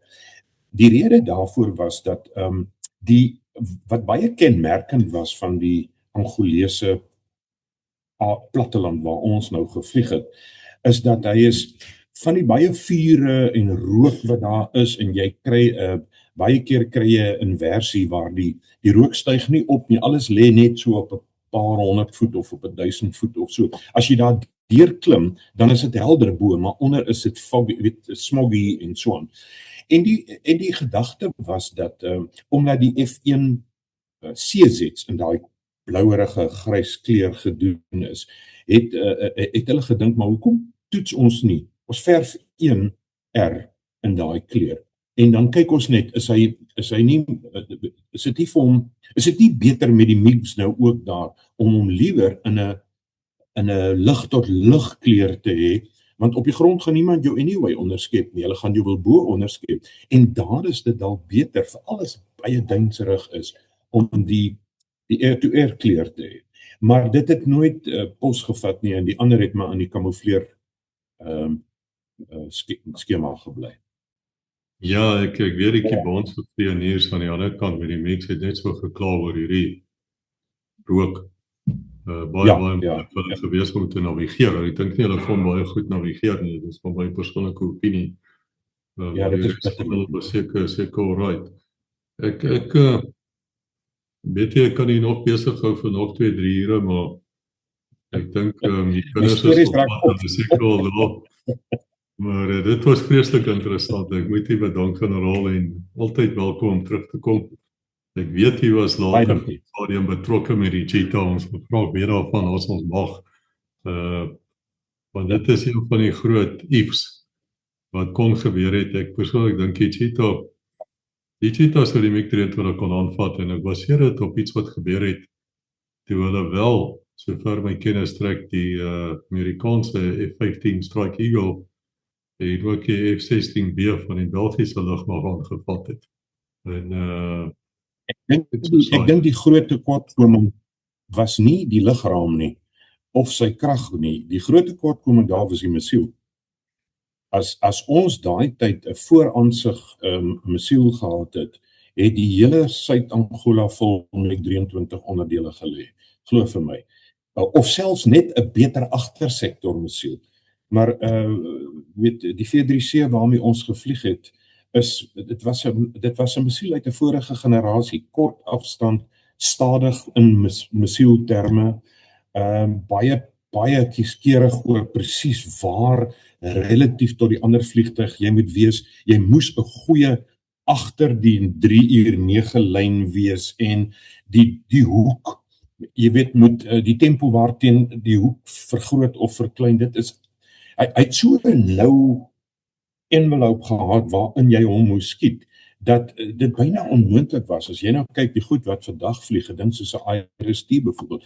As ons daar byvoorbeeld ons F1's, IRIS-T's gehad het, byvoorbeeld, wat alle sektor missiel is met die vermoëns, daai vliegtuie sou uit die lug uit geskiet gewees het in dosyne, soveel soos hulle wou doen. Maar ons missiele was net nie goed genoeg nie. Daai vliegtuig het fisies weggevlieg vir ons vliegtuie. Hy was superieur in 'n prestasie oogpunt en ons missiele kon nie opmaak vir die gaping tussen ons vliegtuie en hy nie. So, dit was 'n hartseer ding, ons sou graag wou mooi missiele gehad het.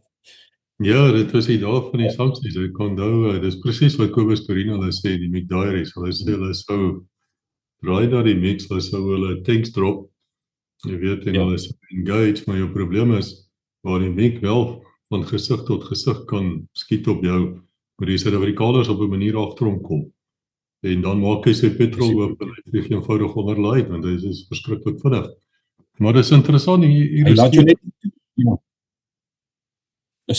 Maar hy laat jou net nie toe om in daai hoek te kom nie. Jy weet, hy weet wat jy moet doen en hy hou jou net uit daai hoek uit. Hy hou net daai ding weg van jou af en jy kan hom nie skiet nie. So ja. Ja, dit is interessant wat jy noem die IRIS-T, want dit is 'n boek daaroor geskryf, een van die boeke wat ek skryf het. En IRIS-T is baie interessant. Jy weet wat gebeur het in 1990 toe die Berlynse muur geval het. Toe die Amerikaners natuurlik NATO het toe die Oos-Duitse lugmag geërf. Want hy het toe deel geword van die Wes-Duitse lugmag. En toe moes hulle uitvind, en hierdie is statistieke wat ek kan bewys is in my boek, dat die Russiese missiele is toe 8 keer beter as die beste Amerikaanse missiel wat bestaan. 8 keer, nie 8% nie, 8 keer. En ek dink dit was kolonel Lou het ook op 'n stadium daaroor gepraat, hoewel hy het niks met die boek te doen nie, maar hy het so iets bevestig. Fantastiese missiele en die airframes homself was redelik goed in die John Boyd teorie. En toe het hulle hierdie goed natuurlik begin toets al by die Top Gun en by Red Flag. En hulle het elke engagement basies verloor. En dit het die Europeërs so ontstel dat hulle gesê het, ons soek nou nie meer die Amerikaanse missiel nie. En toe het hulle die IRIS-T gekoop. Dis waar die IRIS-T vandaan kom. En toe die Suid-Afrikaners gegaan en die IRIS-T gaan verbeter en iets gebou soortgelyks in die Agile Dater P3E. Wat hulle deesdae sê, Falcon Giants Defence Weekly is die beste lug-tot-lug missiel wat daar is. Maar dis een van die interessante dinge, en ek wil nie die tyd mors hier nie. Die nuwe ding waarvan hulle praat deesdae is BVR, Beyond Visual Range. En wat generaal Amir vir my gesê het is, hy sal nooit dit gebruik nie, want hy wil weet op wat hy skiet. Hy het te vrees gehad, hy skiet sy eie mense, jy weet, aan die ander kant. Hoe voel jy daaroor, generaal? Sal u Ek weet dis nou nie die reconnaissance ouens se werk om dit te doen nie, maar as jy sou jy 'n BVR missiel geloods het op iets wat jy nie kan sien en nou kan identifiseer. Kyk, hierdie is nou soos die ekonome sal vir jou antwoord. Ja, maar. Nou ja, ek sal verskriklik graag 'n BVR missiel wil dra. Die maar lê in die probleem dat jy moet 'n ooreenstemmende bevel en beheer struktuur hê om daai missiel te kan gebruik. Dit help nie jy skiet op 'n blip op jou radar 80 km voor jou en jy weet nie, is dit 'n Boeing 737 wat jy skiet of is dit 'n MiG-23 wat jy skiet. En sonder 'n goeie ordentlike bevel en beheerstelsel durf jy nie waag om op daai vliegtuig te skiet nie. As jy nou regtig waar weet, okay, ek kan dit uitwerk, die enigste ander vliegtuig in hierdie lug moet vyandelik wees, dan doen dit. Maar dan is dit 'n lae-skaal oorlog as jy op daai situasie is, dat jy met sekerheid kan aanvaar, enigiets voor jou is vyand. Jy kan ander van jou eie vliegtuie in die lug hê, dis 'n formasie wat dalk terugkom van 'n ander plek af wat jou radar optel, en dit sal altyd 'n uiters riskante ding wees, om net op 'n radar blip te skiet. Die feit dat jy kan hom miskien interrogate en hy antwoord nie op jy weet op die identifikasiestelsel nie, maar dit los nog steeds die twyfel, weet jy waarop jy skiet?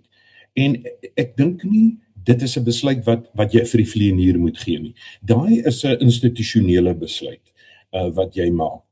En om dit billik te maak, om dit doeltreffend te maak, om dit sy moeite werd, die geld, want dit is baie duur missiele, die geld werd te maak, moet jy 'n ondersteunende, 'n baie soliede bevel en beheer. Jou radarstelsels moet in werking wees, jou elektroniese identifikasiestelsel moet betroubaar wees, dit moet werk, dit moet reg deur jou en jou alliansie vennote moet dit werk, sodat daar nie jy weet 'n situasie kom waar jy dink jy skiet die vyand af en eintlik skiet jy een van jou eie vliegtuie of 'n onskuldige vliegtuig af wat net is waar hy nog nie veronderstel is om te wees. So dit is, ek dink vir my die groot maar. Wonderlike konsep, maar sonder die rugsteun van 'n soliede stelsel is dit 'n groot probleem. Jy kan hom nie met veiligheid. Ja, jy weet dit is presies wat generaal Amir vir my ook gesê het, die meeste vlieëniers met wie ek praat, het dieselfde manier om daarna te kyk, miskien die jonger geslag is miskien 'n bietjie meer voor op die wa, mag ek so iets sê, want jy weet, dit kan baie redelik uitdraai. Ek onthou hier in die 1980s as 'n Amerikaanse vlootskip, die USS Vincennes of so iets ding se naam, het hy gedink al kom 'n paar Iraniese F-14 Tomcats op hulle af. En in daai jare was met die F-14 slegs gevlieg deur die Iraniese lugmag sowel as die Amerikaanse lugmag, en dis hoe hulle dit geïdentifiseer het. En toe skiet hulle, ek dink 'n Boeing van die Iraniese lugredery af. Ek dink as 100 mense is dood.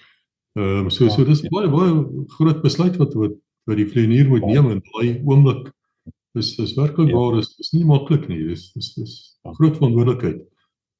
En dis hoekom ek sê, jy weet, dit is baie onbillik van 'n stelsel om dit vir die vlieënier te los op daardie kritieke oomblik waar hy al die ander druk van die gevegsomgewing het om nou daai besluit te maak. Die radar sê daar's 'n teiken. Dit behoort die vyand te wees, ek gaan hom afskiet.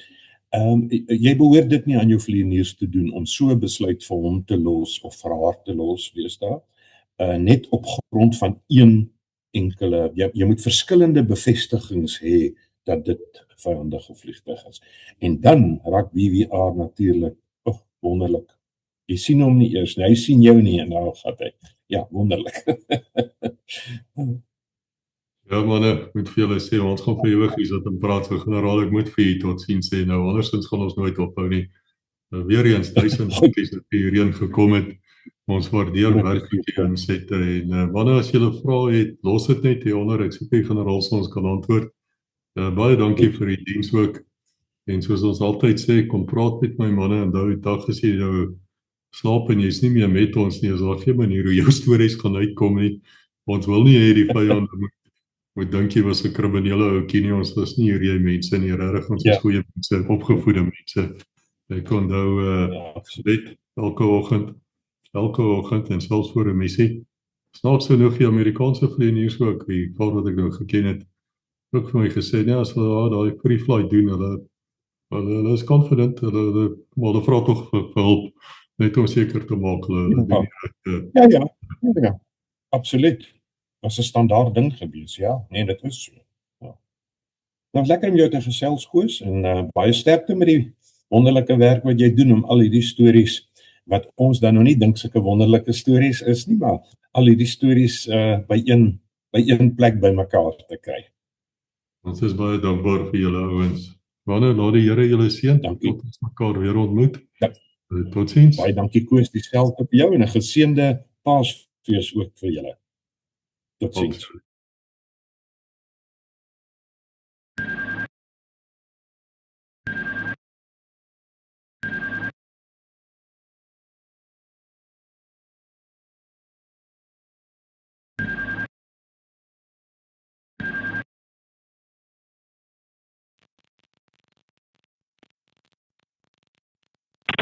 It's a small little.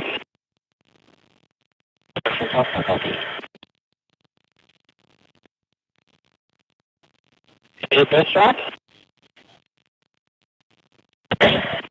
And the variable RPM? That's all I know. You go for full stop. Mayday. From Stingray, leaders at a bird strike. Take a flashing off here, then set up for full. This is from number 2. I confirm you'd like to land runway 18. Set up for 56. Stingray report joining final approach runway 18. Set up for 56. This is the emergency. Mayday. Taxi to the right 56 for Stingray. Stingray report joining final approach runway 36, surface wind 170 T. It's an emergency. You're welcome, you get 56. Yeah. Okay, call for final approach. What's your indication of? Injection mechanical failure. 150 knots. Okay, eject that power set off. I did eject. Okay.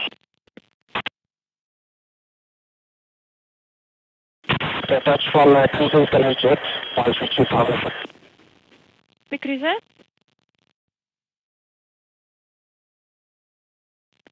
The lights in here. You eject. Okay. You turn 2 and 1 Runway is clear. Everything is available for you. Surface wind 170 T knots.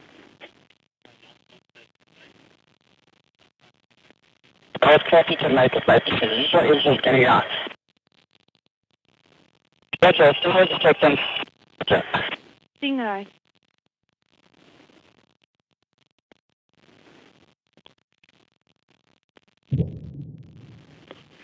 Okay, checking the other ship. Copy cruiser.